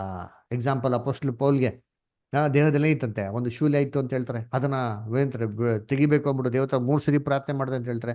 ಏನಕ್ಕೆ ಕೊಟ್ಟಿದ್ದು? ಅವ್ರೇನು ಮಾಡಲಿ, ಮತ್ತೊಬ್ರನ್ನ ಅರ್ಥ ಮಾಡ್ಕೊಳ್ಳಿ ಅಂತಾರೆ. ಅದೇ ಥರ ನಮಗೆ ಹಸುವು ಆದರೆ ಏನು ಮಾಡಬೇಕು? ಊಟ ಮಾಡಬೇಕು. ಚಳಿ ಆಯಿತು ಅಂದ್ರೆ ಏನು ಮಾಡಬೇಕು? ಸ್ವೆಟ್ರ್ ಹಾಕೊಬೇಕು. ಅಲ್ಲ, ಮಳೆ ಬೀಳ್ತಾ ಇದೆ ಏನು ಮಾಡಬೇಕು? ಛತ್ರಿ ಇಟ್ಕೊಂಡು ಓಡೋಗ್ಬೇಕು. ಅದರ ಇಲ್ಲ, ನಾನು ಮಳೆ ಬರ್ತಾ ಇದೆ, ದೇವ್ರು ನನ್ನ ಮಳೆನೇ ನಿಲ್ಲಿಸ್ಬಿಡ್ತೆ ಅಂತ ಕೂತು ನಾನು ಪ್ರೇಮ ಕೂತ್ಕೊಂತಿದ್ರೆ ಏನರ್ಥ ಅದು? ಅದರ ಅದು ಹಠ ಸಾಗಿಸ್ತಂತೆ ಆಗ್ಬಿಡ್ತಾರೆ. ಅದಕ್ಕೆ ಒಂದು ತಮಾಷೆ ಹೇಳ್ತೀನಿ ಕೇಳ್ರಿ. ಒಂದ್ಸತಿ ಏನಾಯ್ತಂದ್ರೆ ಒಂದು ಕ್ರೈಸ್ತವನು ಇದ್ದಂತೆ ರೀ. ಅದರ ಅವನು ಪ್ರೇಯರ್ ಮಾಡ್ತಾ ಇದ್ದಂತೆ, ತುಂಬ ದೇವ್ರಿಗೆ ಭಯಭಕ್ತಿಯಾಗೆಲ್ಲ ಬಾಳ್ತಾ ಇದ್ದಂತೆ. ಸಡನ್ ಆಗಿ ಅವನು ಇರೋಂಥ ಊರಲ್ಲಿ ಜಲಪ್ರಳಯ ಬಂದ್ಬಿಡ್ತಂತೆ ರೀ. ಎಲ್ಲ ಕೊಚ್ಕೊಂಡು ಹೋಗ್ಬಿಡ್ತಂತೆ ರೀ. ಎಲ್ಲ ಕೊಚ್ಕೊಂಡು ಹೋಗ್ತಾ ಇರ್ಬೇಕಾದ್ರೆ ಅವನು ಪ್ರಾಣ ತಪ್ಪಿಸ್ಕೊಬೇಕು ಅಂತ ಏನು ಮಾಡಿದ್ರೆ ಅವ್ನು ಬಿಲ್ಡಿಂಗ್ ಮೇಲೆ ಹತ್ಬಿಟ್ಟಂತೆ, ಫುಲ್ ಟೆರೆಸ್ಗೆ ಹೋಗ್ಬಿಟ್ಟಂತೆ. ಟೆರೆಸ್ಗೆ ಹೋಗ್ಬಿಟ್ಟು ದೇವರ ಪ್ರೇಯರ್ ಮಾಡ್ತಾ ಇರುತ್ತೆ, ದೇವರೇ ನಾನು ಹಿಂಗೆ ಇಷ್ಟೆಲ್ಲ ಸೇವೆ ಮಾಡಿದ್ದೀನಿ, ನಂಗೆ ಇಷ್ಟೆಲ್ಲ ಕಷ್ಟಪಟ್ಟಿದ್ದೀನಿ, ನಾನು ಹಿಂಗೋಸ್ಕರ ಇಷ್ಟೆಲ್ಲ ಮಾಡಿದ್ದೀನಿ, ದಯವಿಟ್ಟು ನಾನು ಕಾಪಾಡು ಕಾಪಾಡು ಕಾಪಾಡು ಅಂತ ಕೇಳ್ಕೊಂಡಂತೆ. ಇವನು ಪ್ರೇಯರ್ ಮಾಡ್ತಾ ಇರ್ಬೇಕಾರೆಲ್ಲ ಏನ್ರಿ ಒಂದು ಬೋಟ್ ಬಂದತೆ. ಬೋಟ್ ಬಂದ್ಬಿಟ್ಟು ಏನು ಮಾಡ್ದಂತೆ, ಅದರಲ್ಲಿ ಬರೀ ಯಾರಪ್ಪ ಇದ್ರು ಅಂದರೆ ಎಲ್ಲ ಹಿಂದೂಸವರೆಲ್ಲ ಇದ್ರಂತೆ. ಬಾಪ ಬಂದ್ಬಿಡಿ ಸರ್, ಅಯ್ಯೋ ಇದೇನೋ ನೀರು ಬರ್ತದೆ, ಕೊಚ್ಕೊಂಡು ಹೋಗ್ಬಿಡ್ತೀರಾ ಅಂತ ಹೇಳಂತೆ. ಅವನು ಇಲ್ಲ ದೇವ್ರು ನನ್ನ ಕಾಪಾಡ್ತಾನೆ, ಹೋಗಿ ಹೋಗಿ ಅಂತ ಅಂದ್ಬಿಟ್ಟಂತೆ. ಓಟೋಗ್ಬಿಟ್ಟಂತೆ. ಹಿಂಗೆ ಪ್ರೇಯರ್ ಮಾಡ್ತಂತೆ, ಇನ್ನೊಬ್ರು ಬಂದ್ರಂತೆ. ಅದರಲ್ಲೇ ಯಾರು ಅಂದರೆ ಎಲ್ಲ ಮುಸ್ಲಿಮರು ಅಂತೆ ಎಲ್ಲರ. ಬನ್ನಿ ಸರ್, ಎಲ್ಲ ನೀವು ಕೊಚ್ಕೊಂಡು ಹೋಗ್ಬಿಡ್ತಾರೆ, ದಯವಿಟ್ಟು ಬನ್ನಿ, ಯಾಕೆ ನಮ್ಮ ಜೊತೆಗೆ ಹೋಗ್ಬಿಡೋದು ಬನ್ನಿ ಅಂತ ಹೇಳಿದ್ರೆ ಇವನು ಹೋಗ್ಲೇ ಇಲ್ವಂತೆ. ಇಲ್ಲ ಸರ್, ದೇವ್ರು ನನಗೆ ಬೋಟ್ ಕಳಿಸ್ತಾರೆ, ಹೋಗ್ರಿ ಅಂತ ಕಳಿಸ್ಬಿಟ್ಟಂತೆ. ಹಿಂಗೆ ಪ್ರೇಯರ್ ಮಾಡ್ತಾರಂತೆ. ಕೊನೆಗೆ ಏನಾಗಿಲ್ಲ ಅಂತೆ, ಯಾರೂ ಬರಲೇ ಇಲ್ವಂತೆ. ಜಲಪ್ರಳಯ ಬಂತು, ಫುಲ್ ಕೊಚ್ಕೊಂಡಾಗ ಇವ್ನು ಸತ್ಯ ಹೋಗ್ಬಿಟ್ಟಂತೆ. ಮುಂದೆ ಪರ್ಲಕ್ಕೆ ಕೂದಂತೆ. ಪರ್ಲಕ್ಕೆ ಹೋಗಿದ ತಕ್ಷಣ ದೇವತೆ ಕೇಳಿದಂತೆ, ಎಲ್ಲ ದೇವರೇ, ನಾನು ನಿಂಗೆ ಇಷ್ಟೆಲ್ಲ ಸೇವೆ ಮಾಡ್ತೀನಿ, ನಿಂಗೆ ನನ್ನ ಮೇಲೆ ಕನ್ಸನೇ ಇಲ್ವಾ, ನಿಂಗೆ ನನ್ನ ಮೇಲೆ ಪ್ರೀತಿನೇ ಇಲ್ವಾ, ನಾನು ಇಷ್ಟೆಲ್ಲ ಕೇಳ್ಕೊಂಡೆ, ಏನು ಅಂತ ಕೇಳ್ಕೊಂಬಿಟ್ಟು ಒಂದು ಸಿಂಪಲಾಗಿ ಕೇಳ್ಕೊಂಡೆ, ಏನಂತ, ನಾನು ದಯವಿಟ್ಟು ಏನು ಮಾಡಿ ನೀನು ಕಾಪಾಡು ಅಂತ, ನೀನು ಯಾಕೆ ನಾನು ಕಾಪಾಡಲಿಲ್ಲ ಅಂತ. ಅವ್ರು ದೇವ್ರಂತೆ, ಎಲ್ಲ ಕಂದ, ಒಂದು ಸತಿ ಅಲ್ಲಪ್ಪ 2 ಸತಿ ನೀನು ಕಾಪಾಡೋಕ್ಕೆ ನಾನು ಪ್ರಯತ್ನ ಮಾಡಿದೆ, ನಿನಗೇ ಮನಸ್ಸಿಲ್ವಲ್ಲಪ್ಪ ಅಂದ್ರೆ. ಹೆಂಗೆ ದೇವ್ರಿಗೆ ಯಾವಾಗ ಅಂದರೆ 2 ಬೋಟ್ ಕಳಿಸಿದ್ದು ಯಾರು, ನಾನೇ ಅಂತ ಹೇಳಂತೆ. ಅಂದರೆ ಏನಂತಂದರೆ ನಮಗೆ ಸ್ಪೆಷಲಾಗಿ ಕ್ರೈಸ್ತವ್ರದ್ದು ಬೋಟು, ಕ್ರೈಸ್ತವರು ಪ್ರಾರ್ಥನೆ ಮಾಡಿರೋದು, ಕ್ರೈಸ್ತವ್ರ ವಿಚಾರಗಳನ್ನೇ ಸಪ್ರೇಟ್ ನಮ್ಗೆ ಮಾಡ್ಕೊಡ್ತಾರ. ಇಲ್ಲ ರೀ, ಇವತ್ತೆಲ್ಲ ಕ್ರೈಸ್ತವ್ರ ನಡುವೆ ಇರೋದು ಇದೊಂದು ತಪ್ಪಾದ ಅಭಿಪ್ರಾಯ ಅಲ್ಲರ. ಏನಪ್ಪ ಅಭಿಪ್ರಾಯ, ಅಯ್ಯೋ ನಾವು ಬೇರೆಯವ್ರ ವಸ್ತುಗಳು ಏನು ಮಾಡೋಕೆ ಹೋಗ್ಬಿಡ್ದು, ಬೇರೆಯವ್ರ ವಸ್ತುಗಳು ಮುಟ್ಬಿಟ್ರೆ ಅಯ್ಯೋ ಅದು ಪೂಜೆ ಮಾಡಿಬಿಡ್ತಾರೆ ಅಲ್ವರ. ಖಂಡಿತವಾಗೋ ಪೂಜೆ ಪುರಸ್ಕಾರ ಮಾಡಿರೋಂಥದ್ದು ಏನ್ರಿ, ಪ್ರಸಾದಗಳನ್ನ ತಿನ್ನೋದು ದೇವ್ರಿಗೆ ಅಂದ್ರೆ ಅಸಹ್ಯವಂತ ಕೆಲಸ. ಆದರೆ ಈ ಲೋಕದಲ್ಲಿ ಪೂಜೆ ಮಾಡಿರೋಂಥ ವಸ್ತು ಯಾವುದೈತಿ ಯೋಚನೆ ಮಾಡಿದ್ರಿ, ದವಸ ಧಾನ್ಯಗಳು ತೊಗೊಂಡಿರ್ತೀನಿ, ಅವ್ರು ಹಾರ್ವೆಸ್ಟ್ ಮಾಡಿದ ತಕ್ಷಣ ಫಸ್ಟ್ ಏನು ಮಾಡ್ತಾರೆ, ದೇವ್ರಿಗೆ ಸಲ್ಸೋದು. ಅವ್ರಿಗೆ ಏನು ಮಾಡ್ತಾರೆ, ಪೂಜೆ ಮಾಡ್ತಾರೆ. ಯಾರ ಒಂದು ಕಸಾಯಿ ಕುರಿ ಅಥವಾ ಕೋಳಿನ ಕಡಿಬೇಕಾದ್ರೆ ಏನು ಮಾಡ್ತಾನೆ, ಅವನೊಂದು ದೇವ್ರಿಗೆ ಅರ್ಪಿಸ್ಬಿಟ್ಟು ಏನು ಮಾಡೋದು, ಅವ್ನು ಕರಿಯೋದು. ಅದರ ಒಂದು ಮನೇನೇ ಕಟ್ಬೇಕಾದ್ರೆ ಕೂಲಿ ಆಳುಗಳು ಏನ್ರಿ, ಅವ್ರ ದೇವ್ರಿಗಂತ ಪ್ರಾರ್ಥನೆ ಮಾಡ್ಬಿಟ್ಟು ಏನು ಮಾಡೋದು, ಪೂಜೆ ಪುರಸ್ಕಾರ ಮಾಡ್ಬಿಟ್ಟು ಅವ್ರು ಏನು ಮಾಡೋದು, ಕೆಲಸಗಳನ್ನ ಶುರು ಮಾಡೋದು. ಅದರ ಹಂಗಂತಂದ್ಬಿಟ್ಟು ನಾವು ಇದ್ಯಾವುದನ್ನು ವಸ್ತು ಯೂಸ್ ಮಾಡದೇ ಇರೋಕ್ಕಾಯ್ತದ, ಇಲ್ಲ ರೀ. ನಾವು ಇವೆಲ್ಲನೂ ಸ್ವೀಕಾರ ಮಾಡ್ಬೇಕಾರೆ ನಮ್ಮ ಕರ್ತನ ಹೆಸರಲ್ಲಿ ಪ್ರಾರ್ಥನೆ ಮಾಡಿ ನಂಬಿಕೆಯಿಂದ ತಗೊಂಡ್ರೆ ದೇವ್ರು ನಮ್ಗೆ ಏನು ಮಾಡ್ತಾರೆ, ಆಶೀರ್ವಾದ ಕೊಟ್ಟೆ ಕೊಡ್ತಾರೆ. ಆದರೆ ಏನ್ರಿ, ಕೆಟ್ಟ ವಿಚಾರಗಳಿಗೆ ಕೈ ಹಾಕಕ್ಕೆ ಏನಾಗ್ಬಿಡ್ದು, ದೇವ್ರ ಮಕ್ಳು ಹೋಗ್ಬಾರ್ದು ಅಲ್ಲರ. ಹಂಗಂತಬಿಟ್ಟು ಯೋಚನೆ ಮಾಡಿದ್ದೀನಿ. ಇವಾಗ ರೋಡ್ಗೆ ಟಾರ್ ಹಾಕ್ತಾರೆ ನೋಡಿದಿರಾ, ಟಾರ್ ಹಾಕ್ಬೇಕಾದ್ರೆ ಹೆಂಗೆ ಟಾರ್ ಹಾಕ್ತಾರೆ ನೋಡಿದಿರಾ ಯಾರಾದ್ರ? ಅವರೆಲ್ಲ ಏನು ಮಾಡ್ತಾರೆ, ಪೂಜೆ ಮಾಡ್ಬಿಟ್ಟು ಟಾರ್ ಹಾಕೋದು. ಅಯ್ಯೋ ಆ ರೋಡ್ಗೆ ಪೂಜೆ ಮಾಡ್ಬಿಟ್ಟವ್ರಪ್ಪ, ನಾನು ಹೋಗಲ್ಲ ಅಂದ್ಬಿಟ್ಟು ನನಗೆ ಸಪ್ರೇಟ್ ಟಾರ್ ಹಾಕೊಂಡಿರ್ತಾರೆ. ನಮ್ಮ ಮನೆಯಿಂದ ಆಫೀಸ್ಗೆ ಒಂದು ಸಪ್ರೇಟ್ ಫ್ಲೈಓವರ್. ಇವೆಲ್ಲ little bit of common sense use ಮಾಡಬೇಕ್ರಿ. ಏಸುಕ್ಕು ಸಂಗೆ ಮಾಡಿದ್ರ, ಸಮಾರ ಸ್ತ್ರೀ ಹತ್ರ ನೀರು ಕುಡ್ದಾರ ಇಲ್ಲೋ? ಸಮಾರ ಸ್ತ್ರೀ ಯಾರ್ರಿ? ಆ ಸ್ತ್ರೀ ಜಾರ ಸ್ತ್ರೀ, ವ್ಯಭಿಚಾರಿ ಅವಳು ಅಲ್ವರ. ಅವ್ರ ಹತ್ರನೇ ಏಸುಕ್ಕು ನೀರು ತಗೊಳವ್ರೆ ಅಂತಂದ್ರೆ ಏನ್ರಿ, ಏಸುಕ್ಕು ಸಂಗೆ ಮಾಡಿದ್ರ? ಸಮಾರ್ಯವ್ರಿಗೂ ಇಸ್ರೇಲ್ರಿಗೂ ಕನೆಕ್ಷನ್ ಇಲ್ಲ, ಬೈಬಲಲ್ಲೇ ವಾಕ್ಯ ಇದೆ. ಆದರೂ ಕೂಡ ಏಸುಕ್ಕು ಅವ್ರ ಜೊತೆಗೆ ಮಾಡೋ ವ್ಯವಹಾರಗಳನ್ನ ಮಾಡೋರು. ದೇವ್ರ ಮಕ್ಕಳು ಧಾರಾಳವಾಗಿರ್ಬೇಕ್ರಿ. ಈ ಥರ ಎಲ್ಲ ಏನ್ರಿ, ಒಂಥರ ನ್ಯಾರೋ ಮೈಂಡೆಡ್ ಆಗಿ ಏನು ಮಾಡ್ಬಾರ್ದು, ಇರ್ಬೇಕು ಅಲ್ವರ, ಇರಬಾರ್ದ್ರಿ. ಅಪೋಸ್ಟಲ್ ಪೌಲ್ ಏನು ಮಾಡಿದ್ರು, ಅವರು ಟೇಲರಿಂಗ್ ಕೆಲಸ ಮಾಡ್ತಿದ್ರು, ಟೆಂಟ್ಗಳು ಮಾಡ್ತಾರೆ. ಟೆಂಟ್ಗಳನ್ನ ಯಾರು ಕೊಟ್ಟರು? ಲೋಕ ಜನಗಳಿಗೆ ಕೊಟ್ಟರು. ಆ ಲೋಕ ಜನಗಳಿಗೆ ಏನೇನಕ್ಕೂ ಯೂಸ್ ಮಾಡಿರ್ಬೋದು. ಅದೆಲ್ಲ ಅಪೋಸ್ಟಲ್ ಪೌಲ್ ಹೊಣೆನಾ? ಇಲ್ಲ ರೀ. ನಮ್ಮ ಒಂದು ಕೈ ಕೆಲಸದ ಮೇಲೆ ದೇವರ ಆಶೀರ್ವಾದ ಇದೆ, ನಾವು ಪ್ರಾರ್ಥನೆ ಮಾಡಿ ಅದನ್ನ ದೇವರಿಗೆ ಸಲ್ಲಿಸಿದವಾಗ ದೇವರು ಖಂಡಿತ ಹೋಗೋದು ಆಶೀರ್ವಾದಗಳು ಏನು ಮಾಡ್ತಾರೆ, ಕೊಡ್ತಾರೆ ಅಲ್ವರ. ಅದರಿಂದ ಕರ್ತನಲ್ಲಿ ಪ್ರೀತಿಸೋಳೆ ಸೇತಾನು ಇದೇ ಕೆಲಸ ಮಾಡೋದ್ರಿ. ಹೆಂಗೆ ವಂಚಿಸ್ತಾನೆ ಅಂತಂದ್ರೆ, ಸತ್ಯನ ಸುಳ್ಳಾಗಿ, ಸುಳ್ಳನ ಸತ್ಯ ಆಗಿ ಏನು ಮಾಡ್ತಾನೆ, ವಂಚಿಸ್ತಾನೆ. ನೋಡಿರ್ತೀನಿ ನೋಡಿ, ಇವೆಲ್ಲ ಬ್ಯಾಡದಿರೋ ವಿಚಾರಗಳು. ಸೇತಾನೆ ಮುಟ್ಟಾನೆ ಇವತ್ತೆಲ್ಲ ಕ್ರೈಸ್ತರಿಗೆ ಇನ್ನು ಸ್ಟ್ರಾಂಗ್ ಆಗಿ ತುಂಬಿட்டாನೆ. ಅರೆ ಸತ್ಯದ ವಿಚಾರದಲ್ಲಿ ಟೋಟಲ್ ಆಗಿ ಆಪೋಸಿಟ್ ರೀ. ಅಂದ್ರೆ ಇಷ್ಟೆಲ್ಲ ತುಂಬಾ ಕೇರ್ಫುಲ್ ಆಗಿರೋ ಕ್ರೈಸ್ತವರು ಯಾಕೆ ಸತ್ಯದ ವಿಚಾರದಲ್ಲಿ ಕೇರ್ಫುಲ್ ಆಗಿಲ್ಲ ಅಂದ್ರೆ, ಅವ್ರಿಗೆ ಬ್ಯಾಡದಂತ ವಿಚಾರ ಮಾಡ್ಬಿಟ್ಟಾನೆ ಸೇತಾನ. ಏಸುಗೂ ಹಿಂಗೆ ತಾನೆ ಮಾಡಿದ್ದು. ವಂಚನೆ ಮಾಡೋಕೆ ಹೆಂಗೆ ವಂಚಿಸ್ತಾ, ನೀನು ದೇವ್ರ ಮಗನಾಗಿದೆ ಹಾಲಿಂದ ನೀನು ಗುದಿ, ನೀನು ದೇವ್ರ ಮಗನಾಗಿದೆ ಕಲ್ಲನ್ನ ರೊಟ್ಟಿ ಮಾಡ್ಕೊಂಡು ತಿನ್ನು, ನೀನು ದೇವ್ರ ಮಗನಾಗಿದೆ ನಂಗೆ ಅಡ್ಡ ಬಿದ್ದು ನಮಸ್ಕಾರ ಮಾಡು, ಎಲ್ಲ ನೀನು ಕೊಟ್ಬಿಡ್ತೀನಿ ಅಂದ್ಬಿಟ್ಟು ಅಲ್ವರ. ಯಾಕೆ ಬೇರೆ ವಿಚಾರಗಳು ಯಾಕೋ ಹೇಳಿಲ್ಲ? ಯಾಕಪ್ಪ ಅಂದರೆ ಅವನು ವಂಚನೆ ಮಾಡೋದೇ ಅವನ ಉದ್ದೇಶ. ಅದರ ಏಸುಕ್ರಿಸ್ತು ಹೊಟ್ಟೆ ಹಚ್ಕೊಂಡಿದ್ರು 40 ದಿವಸ ಉಪವಾಸ ಆಗಿದ್ಮೇಲೆ, ಏಸುಕ್ರಿಸ್ತು ಹಸುವಾಗಿದ್ಮೇಲೆ ಬಂದ ಅಂತ ಸೈತಾನ ಬೈಬಲ್ನ ಕೊಟ್ಟವ್ರೆ. ಯಾಕೆ ಹಸುವಾಗಿದ್ಮೇಲೆ ಬರಬೇಕಾಯ್ತು? ಯಾಕೆ ಮುಂಚೆನೇ ಬರ್ಬೋದಾಗಿತ್ತಲ್ಲ? 40 ದಿನ ಉಪವಾಸ ಮಾಡೋದು ಅವಾಗ ಯಾಕೆ ಬರಲಿಲ್ಲ? ಹಸುವಾಗಿದ್ಮೇಲೆ ಯಾಕೆ ಬಂದು ಒಳ್ಳೆ ಮಾತು ಹೇಳ್ತಾನಲ್ಲ, ಊಟ ಮಾಡು ಅಂತ ಏಸುಕ್ರಿಸ್ತು ಅಂಗೀಕಾರ ಮಾಡ್ಬಿಟ್ರಾ? ಉದ್ದೇಶ ಸರಿ ಇಲ್ಲ. ಅದಕ್ಕೆ ಚೆನ್ನಾಗಿ ಗೊತ್ತಿತ್ತು ಕ್ರಿಸ್ತನಿಗೆ ಅವ್ರು ಮಾಡ್ತಾ ಇರೋದು ವಂಚನೆ. ಇದೇ ಥರ ವಂಚನೆ ಸೇತಾನ್ ನಮ್ಮನ್ನು ವಂಚನೆ ಮಾಡ್ತಾನೆ. ಅದಕ್ಕೆ ಹೇಳ್ತಾರೆ, ಗರ್ಜಿಸುವಂತ ಸಿಂಹೋಪಾದಿಯಲ್ಲಿ ಬರ್ತಾನೆ. ಸಿಂಹ ಹೆಂಗ್ ಬರ್ತಾರೆ ಗೊತ್ತಾ? ಯಾರೋ ಫ್ರೀ ಇದ್ದಾರೆ, ಡಿಸ್ಕವರಿ ಚಾನಲ್ ನೋಡಿದ್ದೀನಿ. ಸಿಂಹ ಹೆಂಗೆ ಅಟ್ಯಾಕ್ ಮಾಡ್ತಾರೆ ಅಂತಂದರೆ, ಸಿಂಹದ ಪಾ ಇದೆಲ್ಲ, ಇದು ಏನು ಕೈ ಕಾಲುಗಳು ತುಂಬ ಸಾಫ್ಟ್ ಅಂತಾರೆ. ಅದು ಬರಬೇಕಾದ್ರೆ ಎಷ್ಟು ಸೈಲೆಂಟಾಗಿ ಬರ್ತಾರೆ ಅಂತಂದರೆ, ಅದು ಬೇಟೆಗೆ ಸಿಂಹ ಬರ್ತದೆ ಗೊತ್ತಾಗಲ್ವಂತೆ. ಅದರ ಹತ್ರ ಬರ್ತಾರೆ, ನಮಗೆ ಸಿಂಹ ಗರ್ಜನೆ ಕೊಡ್ತಾರೆ ನೋಡ್ರಿ ಅಂತೀನಿ. ಆ ಗರ್ಜಿಸೋ ಸೌಂಡ್ಗೆ ಆ ಬೇಟೆ ಕನ್ಫ್ಯೂಸ್ ಆಗ್ಬಿಡ್ಬೇಕು, ಎಲ್ಲೆಲ್ಲ ಓಡೋಗ್ ಬದಲು ಆ ಸಿಂಹದ ಬಾಯಿಗೆ ಬಂದು ಕಚ್ಕೊಬೇಕು ನೋಡಿರ್ತೀನಿ. ಆ ಥರ ಸೌಂಡ್ ಕೊಡ್ತಾ ಅಂತಾರೆ. ಸೇತಾನು ದೇವ್ರ ಮಕ್ಳನ್ನ ಹಿಂಗೆ ವಂಚಿಸೋದ್ರಿ. ಹೆಂಗೆ ವಂಚಿಸ್ತಾನೆ ಗೊತ್ತಾ? ಸೈಲೆಂಟಾಗಿರ್ತಾನೆ ನೋಡಿರ್ತೀನಿ. ಯಾವಾಗ ವೀಕ್ ಪಾಯಿಂಟ್ ಬರ್ತಾರೋ ಅಟ್ಯಾಕ್ ಮಾಡ್ತಾನೆ ನೋಡ್ರಿ ಅಂತೀನಿ, ಕರೆಕ್ಟಾಗಿ ನಾವು ಉಳ್ಳಿಗೆ ಬೀಳ್ಬೇಕ್ರಿ. ಅದರ ಈ ಥರ ಮಾಡ್ತಾನೆ. ಮತ್ತು ಇದು ನಂಗೆ ಜಯಿಸೋದು, ಅದರ ಇದ್ದಿಂಗಪ್ಪ ಜಯಿಸೋದು ಅಂತಂದರೆ ಸತ್ಯವೇದಲ್ಲಿ ನಮಗೆ ಕ್ಲೂ ಕೊಡ್ತಾರೆ. ಅದರ ಇನ್ನೊಂಥರ ಯಾವ ಥರ ಮೋಸ ಮಾಡ್ತಾರೆ ಅಂದರೆ, ಸತ್ಯಕ್ಕಾಗಿ ನಿಂತ್ಕೊಳೋದು ಅಂತ ಅಂದ್ಬಿಟ್ಟು ಏನು ಮಾಡೋದು, ಎಲ್ಲ ಥರ ಹಿಂಸೆ ಅನುಭವಿಸೋದು. ಹಳ್ಳಿಗಳಿಗೆಲ್ಲ ಹೋಗ್ಬಿಟ್ಟು ಏನು ಮಾಡೋದು, ಸುವಾರ್ತೆ ಸಾರೋದು. ಯಾರಿಗೆ? ಎಲ್ಲ ಬೇರೆ ಜನಾಂಗದವ್ರಿಗೆ. ಸತ್ಯ ತಿಳಿದ್ರಂತ ಕ್ರೈಸ್ತವರು ಎಷ್ಟೋ ಜನ ಅವ್ರೆ, ಅವ್ರಿಗೆಲ್ಲ ಹೇಳಿದ್ರ ಓರೋಗಿ ಅನ್ಯ ಜನಾಂಗಗಳಿಗೆ ಹೇಳ್ಬಿಟ್ಟು ಏಟ್ಗಳು ತಿನ್ನೋದು. ಏಸು ಕುಸಿ ಏಟ್ಗಳು ತಿಂದ್ರ? ಎಷ್ಟು ಸತಿ ಏಸು ಕುಸಿ ಏಟ್ ತಿಂದ್ರು? ಏಸು ಕುಸಿ ಎಷ್ಟೋ ಸತಿ ಎಸ್ಕೇಪ್ ಆಗಿರೋ ಸನ್ನಿವೇಶಗಳು ಬೈಬಲ್ ಇದೆ. ನಿಮ್ಗೆ ನಾಡಿ ಎಷ್ಟೋ ಸತಿ ನೋಡ್ತೀನಿ. ಯೋಹನ 10:31-39. ಏಸು ಕುಸಿ ಏಟೇ ತಿನ್ನಲಿಲ್ಲ. ಶಿಲ್ಬೆ ಸಹಾಯ ಸಮಯ ಬರೋ ತನಕ ಯಾರೋ ಅದನ್ನ ಟಚ್ಚೇ ಮಾಡಿದ್ದಾರೆ. ಬೈಬಲ್ ರೆಕಾರ್ಡ್ ಇದೆ ಅಂತೀನಿ, ನೋಡ್ಸ್ಕೊಂಡಿದ್ದೀನಿ ಯಾರೋ ಟಚ್ ಮಾಡಿರೋದು ಅಲ್ಲರ. ಫಸ್ಟ್ ಟೈಮ್ ಒಬ್ಬ ಕಪಾಳ ಕೊಡಿತಾನೆ. That is the first in the last time. Yesu ಕುಸನ್ಗೆ ಯಾರೋ ನೇರವಾಗಿ ನಿಂತು ಮುಖವಾಗಿ ಕಪಾಳ ಕೊಡ್ತಿರೋದು ಅದರ. ಅದಾದ್ಮೇಲೆ ಚಾವಟಿ ಏಟ್ಗಳು ತಿನ್ನೋರು ಅಷ್ಟೇ ಹೊರತು ಏಸು ಕುಸಿ ಇದಕ್ಕಿಂತ ಮುಂಚೆ ಏಟ್ ತಿಂದರು ಅಂತ ಬೈಬಲ್ ಎಲ್ಲೂ ಇಲ್ಲ ರೀ. ಸೇತಾನು ಈ ಥರ ವಂಚಿಸ್ತಾನೆ. ಯಾವತ್ತೂ ದೇವ್ರ ಮಕ್ಕಳನ್ನ ಸತ್ಯ ಕೇಳಿದ್ರಂಥ ಮಕ್ಳುಗಳ ಮುಖಾಂತರ ಅಟ್ಯಾಕ್ ಮಾಡೋದು. ಹೇಗೆ ಅಂದರೆ, ಆದಾಮ್ನ ಡೈರೆಕ್ಟಾಗಿ ಅಟ್ಯಾಕ್ ಮಾಡೋಕ್ಕಾಗಿಲ್ಲ. ಅದಕ್ಕೆ ಯಾರು ಹಿಡ್ದ? ಏವಾಳ್ನ ಹಿಡ್ದ. ಚೆನ್ನಾಗಿ ಗೊತ್ತಿತ್ತು ಏವಾಳ್ನ ಹಿಡಿದ್ರೆ ಆದಾಮ್ಗೆ ಡೆಫಿನೆಟಾಗಿ ಬೀಳ್ತಾನೆ ಅಂತ. ಅದೇ ಥರ ಇವತ್ತು ಕ್ಲಾಸ್ ಕೇಳೋರಿಗೆ ಯಾರ ಮುಖಾಂತರ ಅಟ್ಯಾಕ್ ಮಾಡ್ತಾನೆ? ಗಂಡ ಕ್ಲಾಸ್ ಕೇಳ್ತಾ ಇರ್ತಾರೆ, ಹೆಂಡತಿ ಕೇಳ್ತಾರಲ್ಲ, ಹೆಂಡತಿ ಮುಖಾಂತರ ಮಾಡೋದು ಅಟ್ಯಾಕ್ ಮಾಡೋದು. ಇಲ್ಲ ಹೆಂಡತಿ ಕೇಳ್ತಾ ಇರ್ತಾರೆ ಕ್ಲಾಸ್ನ, ಗಂಡನ ಮುಖಾಂತರ ಮಾಡೋದು ಅಟ್ಯಾಕ್ ಮಾಡೋದು. ಅದರ ಈ ರೀತಿ ಸೇತಾನ ಏನು ಮಾಡ್ತಾ ಅಟ್ಯಾಕ್ ಮಾಡ್ತಾನೆ. ಯೋಚನೆ ಮಾಡಿದ್ದೀನಿ. ಇವಾಗ ಇದು ವೀಕ್ ಪಾಯಿಂಟು. ಅದರ ಗಂಡ ಕ್ಲಾಸ್ ಕೇಳ್ತಾರೆ, ಗಂಡನ ಕ್ಲಾಸ್ ಕೇಳ್ದಿರ್ತಿಲ್ಲ, ಹೆಂಗೆ ಡಿಸ್ಟರ್ಬ್ ಮಾಡಬೇಕು? ಹೆಂಡತಿ ಮುಖಾಂತರ ಮಾಡಬೇಕು, ಡಿಸ್ಟರ್ಬ್ ಮಾಡ್ಬೇಕು ನೋಡಿರ್ತೀನಿ.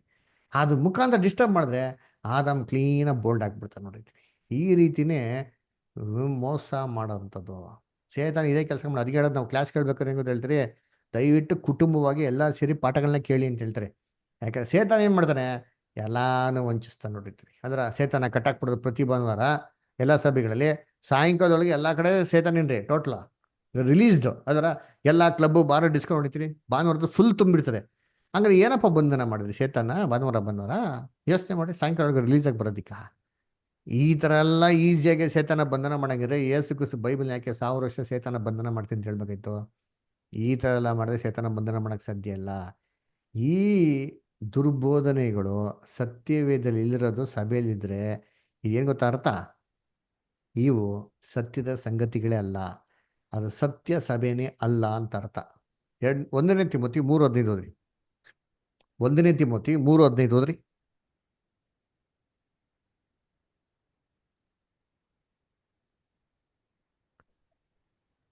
ಆದರೆ ಒಂದು ವೇಳೆ ನಾನು ತಡಮಾಡಿದರೂ ದೇವರ ಮನೆಯಲ್ಲಿ, ಅಂದರೆ ಜೀವಸ್ವರೂಪನಾದ ದೇವರ ಸಭೆಯಲ್ಲಿ ನಡೆದುಕೊಳ್ಳಬೇಕಾದ ರೀತಿಯು ನಿನಗೆ ಗೊತ್ತಾಗಬೇಕೆಂದು ಈ ಸಂಗತಿಗಳನ್ನು ಬರೆದಿದ್ದೇನೆ.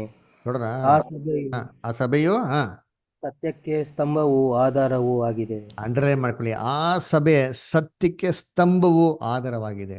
ಅಂದರೆ ಸಭೆಯಲ್ಲಿ ಏನಪ್ಪ ಇರಬೇಕು ಅಂದರೆ ಸತ್ಯ ಇರಬೇಕು. ಸತ್ಯನೇ ಸ್ತಂಭವಾಗಿ ಆಧಾರವಾಗಿರ್ಬೇಕ್ರಿ. ಯಾವ ಸಭೆಯಲ್ಲಿ ಸತ್ಯ ಇಲ್ವೋ, ಅದರ ಆ ಸತ್ಯ ಆಗ್ಬಿಟ್ಟು ಸ್ತಂಭವಾಗಿಲ್ವೋ, ಆಧಾರವಾಗಿಲ್ವೋ, ಸಭೆ ಯಾವ ಸತ್ಯ ಮೇಲೆ ನಿಂತಿಲ್ವೋ ಅದು ಸಭೆನೇ ಅಲ್ಲ ರೀ. ಅಲ್ವರ ಅದೇನಂತಂದರೆ ಅದು ದೇವರ ಆಲಯ ಅಲ್ಲ, ಸೇತಾನನ ಸಿಂಹಾಸನ ಇರೋಂಥ ಸ್ಥಳ. ಅದರ ಇದು ನಾವು ಚೆನ್ನಾಗಿ ಮಾಡೋಕ್ರಿ ತಿಳ್ಕೊಬೇಕು. ಆದ ರೀತಿ ಇಷ್ಟೆಲ್ಲ ಸೇತಾನ ವಂಚಿಸ್ತಾನೆ. ಇವನ್ನ ಜಯಿಸೋದು ಹೆಂಗೆ? ಇವನ್ನ ಹೆಂಗೆ ಫೈಟ್ ಮಾಡೋದು? ಅದರ ನಾವು ಇವನ್ನ ಫೈಟ್ ಮಾಡಲ್ಲ, ಗೆಲ್ಲೋದಿಕ್ಕಾಗಲ್ಲ ರೀ. ಹೇಗೆ ಗೊತ್ತಾ ಮಾಡಬೇಕು? ಎದುರಿಸ್ಬೇಕು. ಅವನು ನಮ್ಮನ್ನ ಅಟ್ಯಾಕ್ ಮಾಡಕ್ಕೆ ಬರಬೇಕಾದ್ರೆ ನಿಂತ್ಕೊಳಕ್ಕೆ ರೆಡಿಯಾಗಿರೋ ಥರ ಸರ್ವಾಯುಧಗಳು ನಾವೇ ಮಾಡಕ್ರಿ ಧರಿಸ್ಕೊಬೇಕು. ಅದೇ ಅಪೊಸ್ತಲ ಪೌಲ್ ನಮ್ಗೆ ಹೇಳಿದೆ ಎಫೆಸದ ಪತ್ರಿಕೆಯಲ್ಲಿ 6ನೇ ಅಧ್ಯಾಯದಲ್ಲಿ. ಅದರ ಸೇತಾನನ ಕುತಂತ್ರಗಳನ್ನ ಎದುರಿಸುವಂಥ ರೀತಿಯಲ್ಲಿ, ಆ ದುಷ್ಟದಿಂದ ನಿಲ್ಲುವಂಥ ರೀತಿಯಲ್ಲಿ ನೀವೇನು ಮಾಡಿದ್ದೀವ? ಈ ಸರ್ವಾಯುಧಗಳನ್ನ ಧರಿಸ್ಕೊಳ್ಳಿ ಅಂತ ಹೇಳ್ತಾರೆ. ಅದರ ನೋಡಿ ಓದೋಣ ವಾಕ್ಯ ಎಲ್ಲಪ್ಪ ಅಂತಂದರೆ ಎಫೆಸದ ಪತ್ರಿಕೆ ಬರ್ತಾರೆ, ಓದ್ರಿ ಅಂತೀನಿ. ಎಫಿಷಿಯನ್ಸ್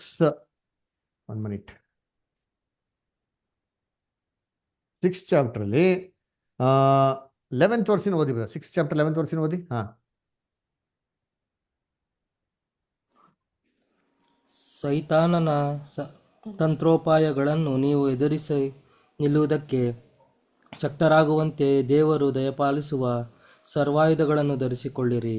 ಹ್ಮ್ ನಾವು ಹೋರಾಡುವುದು ಮನುಷ್ಯ ಮತದವರ ಸಂಗಡವಲ್ಲ, ಹ್ಮ್ ರಾಜ್ಯತ್ವಗಳ ಮೇಲೆಯೂ ಅಧಿಕಾರಿಗಳ ಮೇಲೆಯೂ ಹ್ಮ್ ಈ ಅಂಧಕಾರದ ಲೋಕಾಧಿಪತಿಗಳ ಮೇಲೆಯೂ ಹ್ಮ್ ಆಕಾಶ ಮಂಡಲದಲ್ಲಿರುವ ದುರಾತ್ಮಗಳ ಸೇನೆಯ ಮೇಲೆಯೂ ಹ್ಮ್ ನಾವು ಹೋರಾಡುವವರಾಗಿದ್ದೇವೆ. ನೋಡ್ರ, ನಮ್ಮ ಹೋರಾಟ ಮನುಷ್ಯ ಸಂಗಡ ಅಲ್ಲ ರೀ, ಇವ್ರ ವಿರುದ್ಧವಾಗಿ ನಮ್ಮ ಹೋರಾಟ ರೀ. ಆಮೇಲೆ ನೆಕ್ಸ್ಟ್. ಹಾ,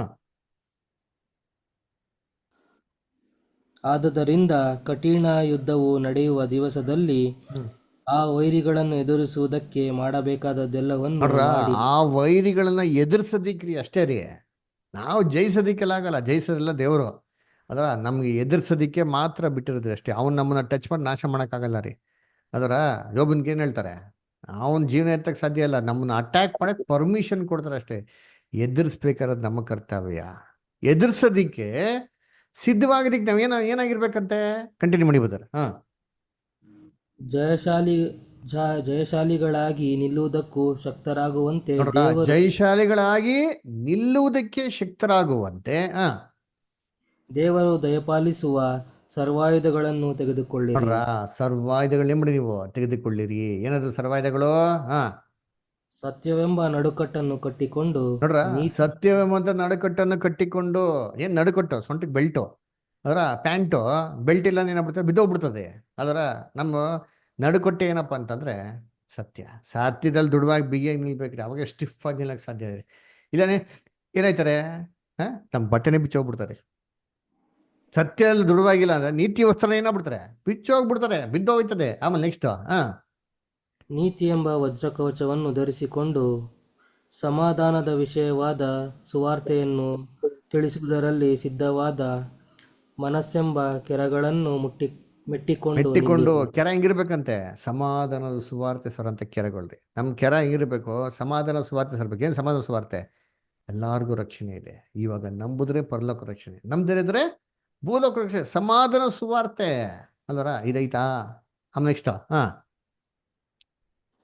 ಮತ್ತು ನಂಬಿಕೆ ಎಂಬ ಗುರಾಣಿಯನ್ನು ಹಿಡಿದುಕೊಳ್ಳಿರಿ. ನೋಡ್ರ, ನಂಬಿಕೆ ಅಂತ ಗುರಾಣಿ, ಶೀಲ್ಡ್ ಆಫ್ ಫೇತ್ ಅಲ್ರ, ಇದೇ ಮೇನ್ ರೀ ನಮ್ದೆಲ್ಲ ಹೋರಾಟ, ಫೇತ್. ಯಾಕಂದ್ರೆ ಸೇತಾನ್ ಏನ್ ಮಾಡ್ತಾನಂತೆ? ಕಂಟಿನ್ಯೂ ಮಾಡಿ. ಹಾ, ಆದ್ದರಿಂದ ನೀವು ಕೆಡುಕನ ಅಗ್ನಿ ಬಾಣಗಳನ್ನೆಲ್ಲ ಹಾರಿಸುವುದಕ್ಕೆ ನೋಡ್ರ, ಅಗ್ನಿ ಬಾಣ ಅಂತಾರ್ರಿ. ಅದರ ಏನ್ ಬಿಡ್ತಾನೆ? ಸ್ಕಡ್ ಮಿಸೈಲ್ ಬಿಡ್ತಾನೆ, ಅಗ್ನಿ ಬಾಣ.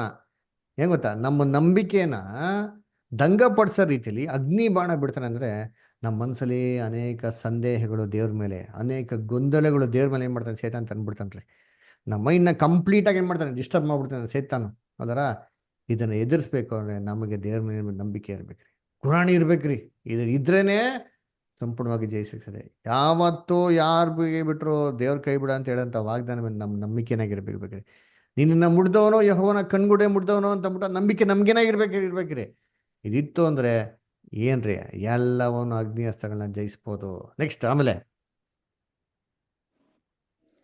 ಇದಲ್ಲದೆ ರಕ್ಷಣೆ ಎಂಬ ಶಿರಸ್ತ್ರಾಣವನ್ನು ಇಟ್ಟುಕೊಂಡು ಹ್ಮ್ ಪವಿತ್ರಾತ್ಮನನ್ನು ಕೊಡುವ ದೇವರ ವಾಕ್ಯವೆಂಬ ಕತ್ತಿಯನ್ನು ಹಿಡಿಯಿರಿ. ನೋಡ್ರ, ತಲೆಗೆ ಹೆಲ್ಮೆಟ್ ಹಾಕೊಬೇಕಂತೀರಿ, ಕೆನೆಗೆ ಹಿಡ್ಕೊಬೇಕಂತೆ, ದೇವ್ರ ವಾಕ್ಯ ಅಂತ ಕತ್ತಿ ಹಿಡ್ಕೊಬೇಕಂತಾರೆ. ಅವರ ಸ್ಪಾರ್ಡ್ ಕತ್ತಿ ಹೆಂಗಿರ್ಬೇಕು? ಚೂಪಾಗಿರ್ಬೇಕು. ಮೊಂಡಿ ಕತ್ತಿ ಅದ ಕುಯ್ಯಕೈತದ? ವಾಕ್ಯದಲ್ಲಿ ಏನಾಗಬೇಕು? ಪಳಗಿರ್ಬೇಕು. ಕಾಲ ನೋಡ್ಬೇಕಂದ್ರೆ ನೀವೇನಾಗಿರ್ಬೇಕು? ಬೋಧಕರಾಗಿರ್ಬೇಕು. ಅವ್ರು ಇನ್ನೊಬ್ರು ನೀವು ಮೂಲ ಉಪದೇಶಗಳು ತಿಳಿಸ್ಬೇಕಲ್ಲ ಅಂತ ಹೇಳ್ತಾರೆ. ಹೇಗಿರ್ಬೇಕು? ಕಾಲದಲ್ಲಿ ಚೆನ್ನಾಗಿ ಏನೋ ವಾಕ್ಯದಲ್ಲಿ ಎಕ್ಸ್ಪರ್ಟ್ ಆಗಿರ್ಬೇಕ್ರಿ, ಬೆಳಿಬೇಕ್ರಿ, ಸತ್ಯದಲ್ಲಿ ದೃಢವಾಗಿರ್ಬೇಕ್ರಿ. ಆಮೇಲೆ ನೆಕ್ಸ್ಟ್. ಹಾ,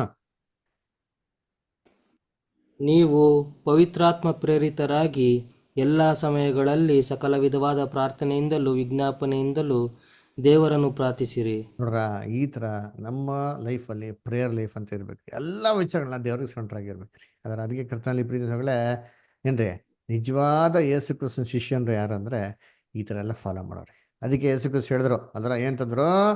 ಹಾ, ನೋಡಿರ್ತೀನಿ ಯೋಹನ 8:31-32 ಓದಿಂತೀನಿ. ಹಾ,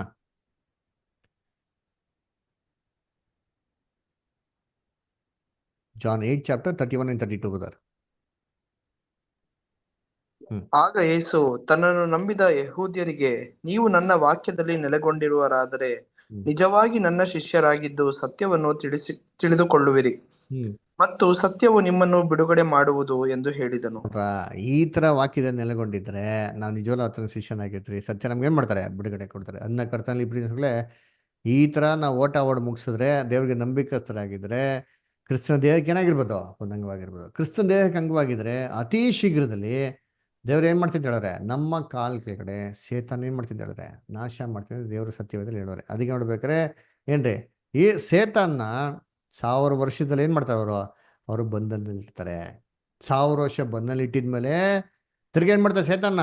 1000 ವರ್ಷ ಆಗಿದ ನಂತರ ಸ್ವಲ್ಪ ಕಾಲ ಬಿಡುಗಡೆ ಮಾಡ್ತಾರ್ರಿ ಅವನ್ನ. ಹೊರಗಡೆ ತರ್ತಾರೆ. ಏನಕ್ಕೆ ತರ್ತಾರೆ? ಎಲ್ಲಾ ಜನಗಳು 1000 ವರ್ಷದಲ್ಲಿ ಏನ್ ನೀತಿನ ಕಲ್ತಿದ್ದಾರೋ ಅದ್ರ ಪ್ರಕಾರ ಫಾಲೋ ಮಾಡ್ತಾರೋ ಇಲ್ಲೋ ಅಂತ ಪರೀಕ್ಷೆ ಮಾಡೋದಕ್ಕೋಸ್ಕರ ಸೇತಾನ ಏನ್ ಮಾಡ್ತಾರೆ? ವಾಪಸ್ ರಿಲೀಸ್ ಮಾಡ್ತಾರೆ ಅಂತೀನಿ. ಆವಾಗೂ ಕೂಡ ಸೇತಾನ ಒಂದು ವಂಚನೆಗಳಿಗೆ ಒಳಗಾಗಿ ಯಾರು ಸೇತಾನ ಒಂದು ಮೋಸಕ್ಕೆ ವಂಚನೆಗೆ ಒಳಗಾಗ್ತಾರೋ, ಮೋಸ ಹೋಗ್ತಾರೋ, ಅವರೆಲ್ಲ 2ನೇ ಮರಣಕ್ಕೆ ಹೋಗ್ತಾರೆ. ಪ್ರಕಟಣೆ 20ನೇ ಅಧ್ಯಾಯ 7 ಮತ್ತು 8 ಹೋದ್ರಿ. ಪ್ರಕಟಣೆ 20ನೇ ಅಧ್ಯಾಯ 7 ಮತ್ತು 8.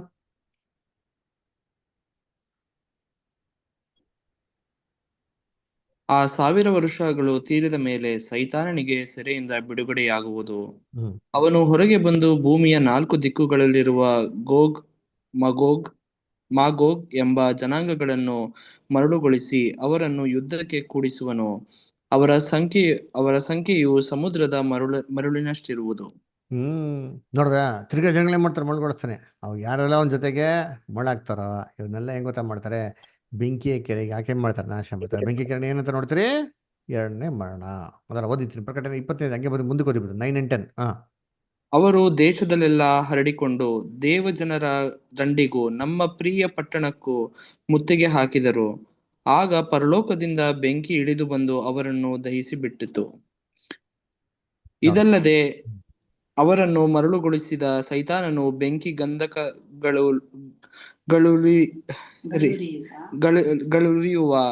ಕೆರೆಯಲ್ಲಿ ದೊಬ್ಬಲ್ಪಟ್ಟನು. ಅಲ್ಲಿ ಮೃಗವು ಸುಳ್ಳು ಪ್ರವಾದಿಯೂ ಕೂಡ ಇದ್ದರು. ಅವರು ಹಗಲಿರುಳು ಯುಗಾಂತರಗಳಲ್ಲಿಯೂ ಯಾತನೆ ಪಡುತ್ತಿರುವರು. ನೋಡ್ರ, ಆಲ್ರೆಡಿ ಸೇತಾನ ಮಾಡಿದಂಥ ಆಂಟಿಕಲ್ ಸಿಸ್ಟಮ್ನ ಡಿಸ್ಟ್ರಾಯ್ ಮಾಡಿರ್ತಾರೆ. ಅದೇ ಥರ ಏನ್ರಿ ಬೆಂಕಿ ಗಂಧಗಳ ಒಂದು ಕೆರೆ ಅಂತಂದ್ರೆ permanent destruction, everlasting destruction from which there is no return at all. ಸರ್ವನಾಶ ಏನ್ ಮಾಡ್ತಾರಂತೆ? ಮಾಡ್ತಾರೆ. ಅದರಿಂದ 2ನೇ ಮರಣದಲ್ಲಿ. ಈ ರೀತಿ ಆದಿಕಾಂಡದಲ್ಲೂ ಇರ್ರಿ, ಆರಂಭದಿಂದ ಸೇತಾನ ಇದ್ದಾನೆ, ಅಂತ್ಯದಲ್ಲೂ ಸೇತಾನ. ಆರಂಭದಲ್ಲಿ ಅವನು ಹೆಂಗೆ ಆರಂಭ ಆದ, ಅರೆ ಅಂತ್ಯದಲ್ಲಿ ಯಾವ ರೀತಿ ದೇವರನ್ನು ನಾಶ ಮಾಡ್ತಾರೆ ಅಂದ್ಬಿಟ್ಟು ಬಹು ಸ್ಪಷ್ಟವಾಗಿ ನಮ್ಗೆ ಸತ್ಯವೇದಲ್ಲಿ ಕೊಟ್ಟಾರೆ. ಅದರಿಂದ ಸೇತನ ಕುತಂತ್ರಗಳೆಲ್ಲ ಗೊತ್ತಿರೋಂಥ ದೇವ್ರ ಮಕ್ಕಳಾಗಿರೋ ನಾವು ಜಯಿಸೋದಕ್ಕೆ ಆದಷ್ಟು ಏನು ಮಾಡೋಣ? ನಾವು ಪ್ರಯತ್ನ ಮಾಡೋಣ. ದೇವ್ರ ವಾಕ್ಯಗಳನ್ನ ಆಶೀರ್ವದಿಸಲಿ. ಯಾರಿಗಾರ ಏನೋ ಡೌಟ್ಸ್, ಏನೋ ಕ್ವಶನ್ಸ್ ಇದ್ರೆ ಕೇಳ್ಬೋದು. ಏನೋ ಪ್ರಶ್ನೆ ಯಾರಿಗ ಕೇಳೋಂಥದ್ದಿದೆ ಕೇಳ್ಬೋದು.